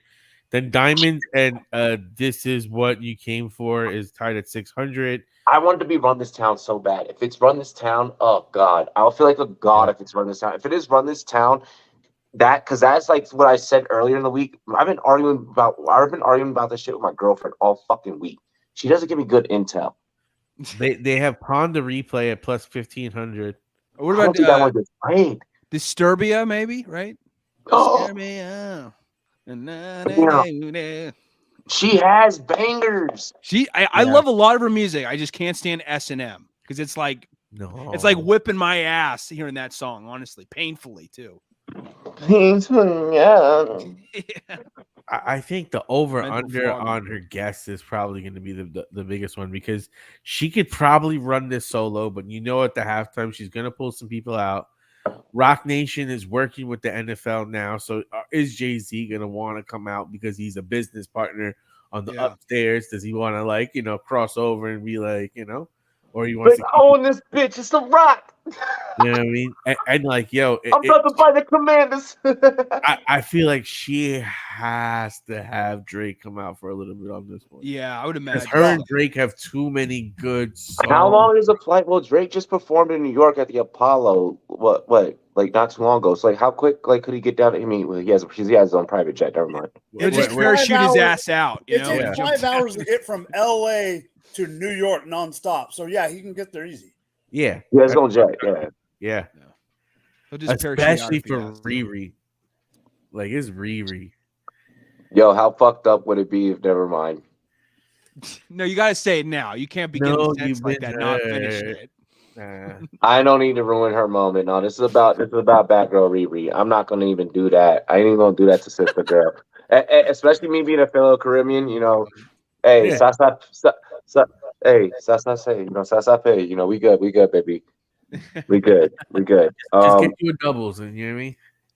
Look, here's what I'm gonna say before we let Mike go. And we'll go ahead and we'll give this show like an extra 15 minutes to do last topic.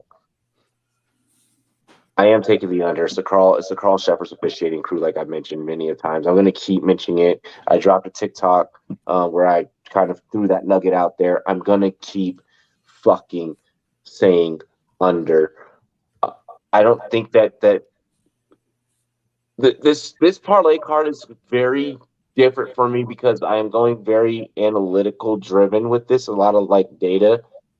Went into these picks. The money line is where I am picking that with maybe some emotion. Don't get me wrong, the Eagles top to fucking bottom. That roster is sick. Kansas City has fucking been here and done it before. Mm-hmm. Andy Reid, the fact that Andy Reid gets to face his former city, his former team. Yo, play ESTG lick back because he's about to get that. He's about to get his lick back. It is his time right now. Mahomes, I don't feel like is going to be denied. Now, here's what I will say: I'm staying away from the fucking passing props in this. I feel like flags are just going to too heavily influence this motherfucker. I don't think the refs are going to let these guys are going to let their hands go. But I'm thinking of it as a fucking as a fight where the early stoppage is going to come. Those flags are representation of that. Jalen Hurts rushing, I like a lot. Travis Kelce anytime TD, I like. I'm even liking Travis Kelce first TD scorer. Yeah, that's it. I think that's not too. It's not too dangerous, honestly. If you don't want to take him as the overall first PD score in the whole goddamn dance, if you want to take him just as the Chiefs' first score, I understand that there's still pretty good skin on that as well. Gatorade color, I think, is going to be red. I think that I think that the national anthem is going to go over that 205. Listen, yes, Stapleton is a good old boy that loves his beer and football just as much as the next man. He's performing the goddamn national anthem in front of billions of fucking people.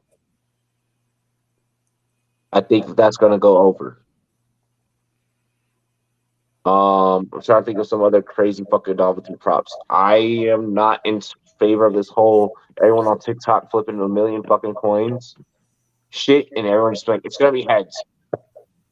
I'm going tails. I know on my TikTok I said heads. I'm going tails. I've tilted on that one. That one I've tilted. The coin they use is completely different. Weight distribution is not the same as the regular fucking quarter. Jesus Christ. Oh, bro, I've thought about every fucking thing. Like, I've gone into everything.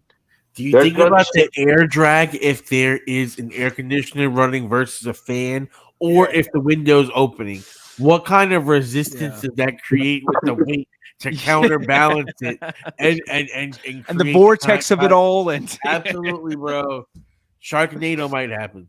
Look, Are we going to get another blackout? I'm fading the public. I'm fading the public so hard on so many different things. Like everyone picking the Eagles and the Eagles being favorites. Yeah, no, I'm a fade that. I'm taking Chiefs. Oh, Robbie's gonna tilt so hard. Everything that Vegas is trying to make me expect and make me think, I'm like, no, fuck you. All I gotta say is thank God Joe Burrow's not in it. Why? I probably would have done this exact same thing, honestly. If Chiefs would have been dog, or wait, no, or Bengals would have been in this, and if Bengals would have been dogs, actually no, I would have still been riding with them. Oh my God, you would have taken them no matter what. Yeah, it would have been disgusting. Yeah. You would have had fucking orange and black all over. He's your a face. Bengals hooah. It's like Joe. Oh, how was it, Joe? Stun on these hoes, Joe. Stun Big on Joe.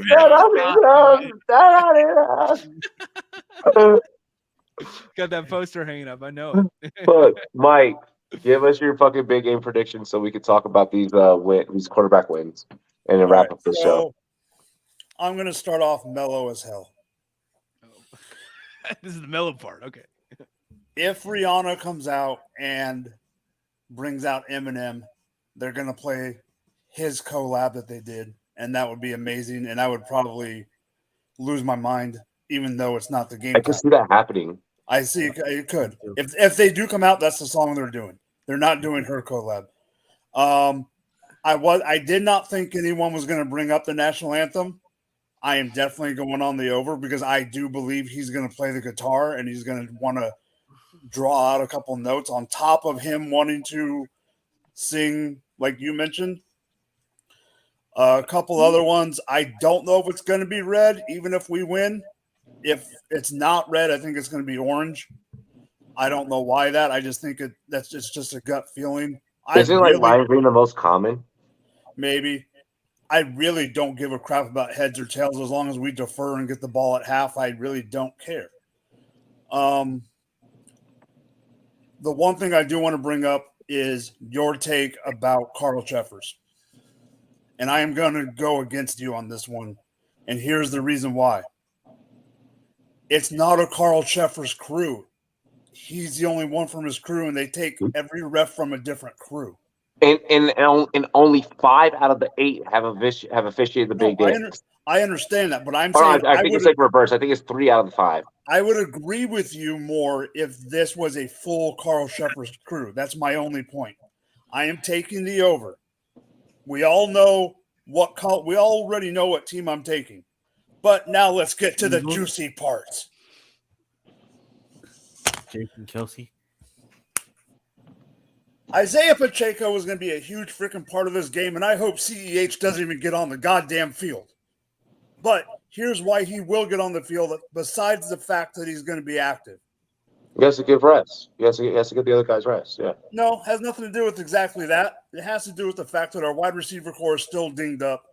I do think it's going to hurt us. I know Robbie's going to say, what the hell? Mike's actually saying this out loud.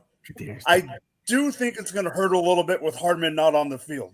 But I do believe that. I wholeheartedly believe that. It's going to hinder us as much as some people do.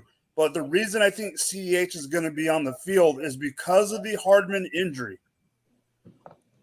I really believe that they're actually going to use Jerick McKinnon more in the passing game. Yeah. Even lined up in the slot, not even out of the backfield. Mm-hmm. So that will need to make CEH play. I like that. Now for Taco, I really do believe that I would take Kadarius Toney anytime TD. You know it. Gut feeling. They liked using him even before he got hurt. They targeted him or used him on 3 of the 5 plays that he was in the game. Now to get to David's point and Peng's point. I'm on Peng's side where it is a good D, but not great. Yes, Chris Jones. Yes, Bolton. But that secondary it's not great. Is almost as good as freaking Appalachian State Community College. You don't like Snead, though? Legere Snead's pretty good. I mean, more than just run stopper, but, I don't think he's going to be 100% healthy. He just got cleared today from concussion. Yeah. He hasn't been able to practice at all. Yeah, he's good, but other than him, there's not another deep corner. I mean, Watson's had some big plays, but he is a rookie, and he plays like freaking Diggs where he's all or nothing, and he's going to get burned on a couple plays. 32nd, I bring it up every time. 32nd ranked red zone defense. Yes, they're situational, but that is the wrong place to be situationally bad against Jalen Hurts and that offense purely because you can go against a quarterback, let's just say like even if it was like Brady or Davis Mills or whoever, that if Brady's in there, you're not worried about Brady running to the cone. No, unless it's a QB sneak or But with Hurts, you got to be so ready that I'm afraid of it. I do think we're going to win. 34-30 is my score right now. Love it. There we go. To get into props, I am going because of the fact that the Chiefs don't have as many stud weapons. And they're going to have to spread the ball. Robbie said they can dink and dunk, and I 100% agree. Where both teams lack a little bit is in the linebacking core. So I'm going Dallas Goedert over on the yards. Yep. Okay. And I am going over on a tight end, but it's not Travis Kelce. Noah Gray's only at 12.5 yards on DraftKings. I love that.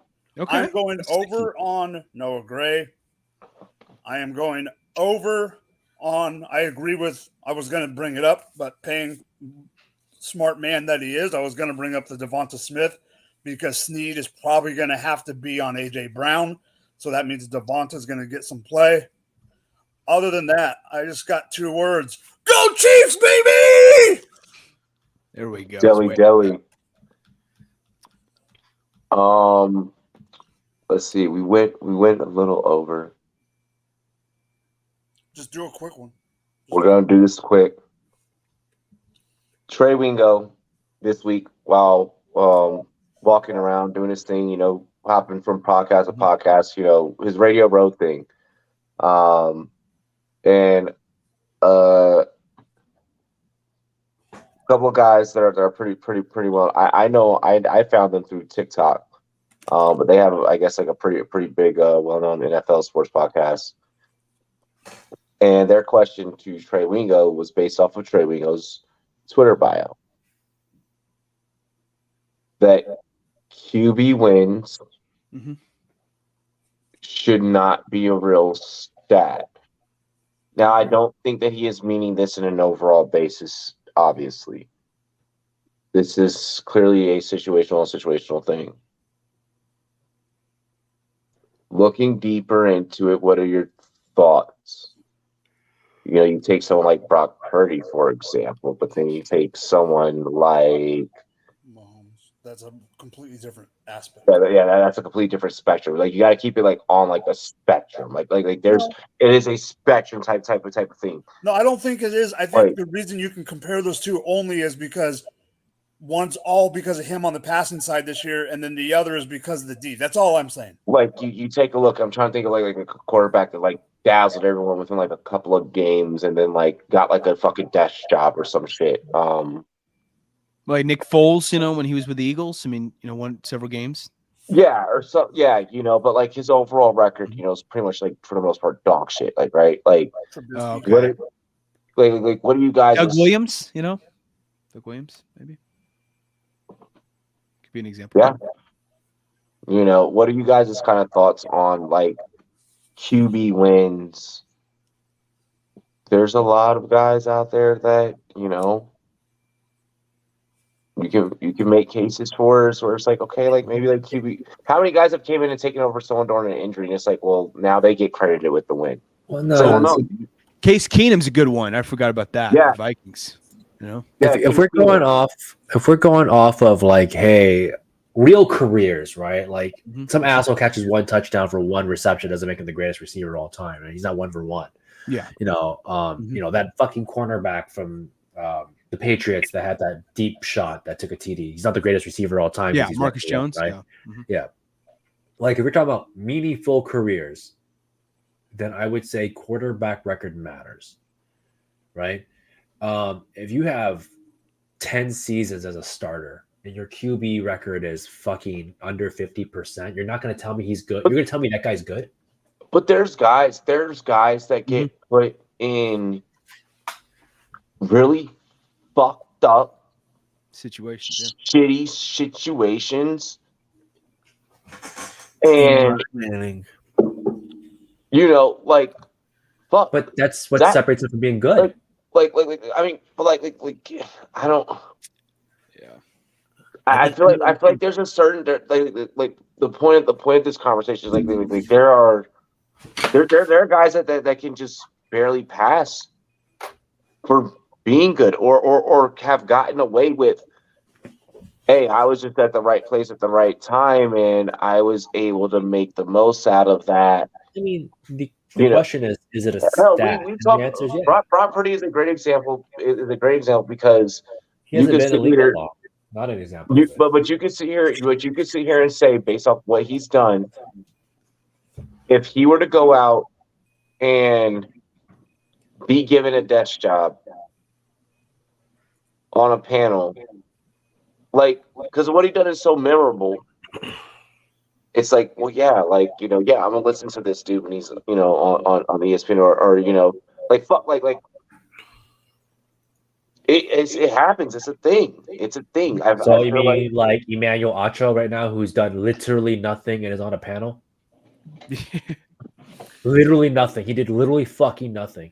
Man, yeah, he was forgettable as hell. On a panel talking football, and she's like going to be like getting paid mad money, and she definitely fucking the Seattle Seahawks former fullback was on a fucking show for a Max while. Strong? Yeah, no, is it? No, different guy. Derek Coleman. Definitely. Forgot his name. He was on the 20. He was on part of the Legion Boom team. Michael Robinson. Yeah, Landry. I think his name was like Landry Jones. Landry Jones. He is credited for like a shit ton of Steelers wins because of the amount of times that he would come in and take over and win the fucking game for Big Ben. Okay, that's one. I got a spicy take with this. Sorry, did you have anything else? What's the problem with being a journeyman? You're not one of the greatest fucking Steelers. That's a false fight. You're talking about two different points. No one's arguing that he's one of the greatest Steelers. We're just saying, is QB stat a stat? And I think the answer is yeah, it is. Because if someone has a meaningful career, you're talking a lot of one-offs. I'm talking about guys like Matt Ryan. He's 8-0 all time.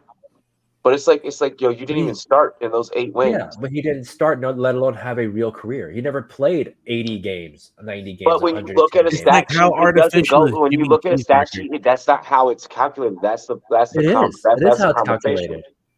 It's going to show his win rate, and it's going to show his how many games he's actually won. It'll show games started. But then when that specific column Because also your games that are started are also inflated with that fucking Yeah, win but that's what percentage. filtering's for. If you want to filter 110 starts, you can filter 110 starts. But you shouldn't. But to Wingo's point is that you shouldn't have to. That shouldn't be a thing. When you print it out on the back of a fucking card, should pop up. Yeah. That exactly. It's the same. It's basically the same debate with interceptions, where it's like, yeah, nah, bro, that interception is not. That interception wasn't on Peyton. That interception wasn't on Eli. That interception wasn't on. And I'm purposely bringing up legends, and I'm purposely bringing up guys that did historic fucking thing. I love that you bring up interception ratio. Now that's something that you could talk about. So here's the thing. So we can flip it around. So do receivers have to get penalized for their stats when a guy throws the ball away in his direction? They do. They get negative completion percentages because I throw 40 feet above Kelsey's head. That is his argument. There needs to be a better structure, and we need to have a better way of saying, okay, these are the things that did not correlate to actual these were the things that did not actually affect this person's stats. Yeah. Because now that means that you just have a bunch of fucking inflated numbers in a way and that's aren't accounted for. And that's what PFF is trying to do with their advanced stats, incorporating a lot more specific numbers that showcase how truly valuable a player's performance is. But see, that's such a slippery slope because then you have the PFF gets that part wrong too. But then let's say they do what stats matter then? Does garbage time matter? Does Allen Robinson's 1,400 yard season on the Jacksonville Jaguars matter? Yeah, I would say it doesn't because it didn't lead to any fucking wins and they were just inflated stats. Does Calvin Johnson's record-setting year matter when they play from behind 45 points every game? Yeah, that's not on Calvin Johnson though. I would say it would be because they should never be behind. They're playing prevent defense. Why I though? could go out there if you play prevent defense, Robbie. But if I play prevent defense, you're gonna catch all the passes on me, right? If I'm 50 50 yards away from you, bro, if I play against you, I'm going to catch all the passes against you. You're going to catch all the fucking passes. Why should that matter though? That the 19. No, but hear me out real quick, okay? Calvin Johnson had 1,964 yards. I believe that was the record-setting year he had in 2012. How many games they won? But that wasn't his fault though. That the surrounding situation. There are 11 guys on offense. There are 11 different guys on defense. There are 11 plus different guys on special teams too. On top of that, they all play a role. It's a team game. It's not one guy who dictates. Here's what we'll do. We're gonna stick a fork in this one. We're gonna bring it up next week. Okay, fair enough. Next week, we're also gonna be getting into dynasty talk. We're going to be getting into NFL draft talk. We're going to be preparing for the combine. Next Wednesday, I'll be introducing our live sports betting show. That's going to be pretty interesting. We're not going to be going out doing anything fucking crazy, but we'll watch a couple of games. Tune into them as they're going on and go around the league and be like, yeah, I'll throw a buck on that. I'll throw some shit on that, and see what the fuck happens. We'll just be playing singles, no parlays, no crazy shit. But yeah, that'll be pretty dope to go around the horn around the NBA. We're still gonna be doing stuff to keep you guys involved in the algorithm. YouTube Shorts are definitely piping up and becoming a dope thing and a really dope concept that we're doing around here. I've been trying to drop a lot of them. Other than that, Sunday's a big day. Sunday's a really, really, really, really, really, really, really, really, really fucking big day. If you have to tune into this you have to tune into this live stream Sunday. There's no other live stream that you legitimately fucking need, straight up. Mike, last words. All right. See you on the other side of the game. I'll either be Mike or I'll be Grumpy Mike. Grumpy Mike. At least your team is doing something. I agree, right? But I'm not even going to be sitting down. My buddy. You're talking to 3 fan bases that don't know what playoff round 2 looks like. Dude, our fucking slogan. Remember, I'm older. I went 35 years before we got this far. So hey, I'll take touche. Touche. Yep. Yeah. I was 38 when we won for the first time in my life. Dude, I'm a Bears fan, and our slogan is that one soundbite of Jim Morris saying, "I just hope we win a game." You know, like that's us in a nutshell. You know? the Bears and the Dolphins are the right whole around. Grossman era. You had the glory Grossman years. era, or the Kyle Orton era. You had the Kyle Orton era. Did we though? You know. Yes, Grossman got you to a Super Bowl. No, we got his ass to the Super Bowl. That's I how was it went waiting. down. I was waiting for it. Thank you. Yeah, correction. David. No, y'all can follow me at David G Sports Pod on Twitter. Catch my podcast. We go live every Wednesday at 5 p.m. Pacific Standard Time, 7 p.m. Central Standard Time. Talking all things NFL, just like this show. We're adding new things. I got a bet going on with my buddy George, my co-host, that if I lose this bet and saying the Chiefs will win, I got to dye my mustache jet black. Meanwhile, he has to cut up his shave his beard into like a Lemmy mustache, like a President MacArthur mustache. That's like, it's great. It's gonna be great. I'm with it. And I got we got a soundboard going and all that stuff. So yeah, feel free to check out our content there every Wednesday when we go live on YouTube. Hell yeah. Leafs, UFC, I'll be dropping in a TikTok tomorrow. And a YouTube short. I'm gonna try and get that out to you guys tomorrow as quick as fucking possible. Pang. You guys have Pang's picks, Root the FF, because everybody uses a cheap shot for some fucking reason. That's it. You'll catch my stuff. Gonna start drafting soon. Big Board Fantasy just dropped right now, and then obviously drafters will drop theirs soon. I think the first day of drafting just began today on UD, so I'll start writing. I'll start doing my rankings for those eventually, and then that'll be it. Good shit. Yo, when I win. Big ups to Underdog. Like Underdog is like killing the fucking game. And yo, I'm gonna definitely hop on that shit with drafters, bro. Other than that, yeah, right. I'm pretty good at getting props, so it's just kind of a thing. Is that? I just fucking realized this asshole has fucking Jackson Mahomes. He said that in his just tape. now figured that out. I mean, I remember it in his tape, but like, no, he said the guy behind me. Yeah, but like, Work specialist, work specialist. I'm like really looking right now. I'm like, fuck. That looks like that motherfucker. Yeah. Cheers to me. Cheers to you, all the Rumboyz and girls. What to do, Dilly Dilly. Mike, take us out of here, bro, dude. Dilly Dilly, go Chiefs!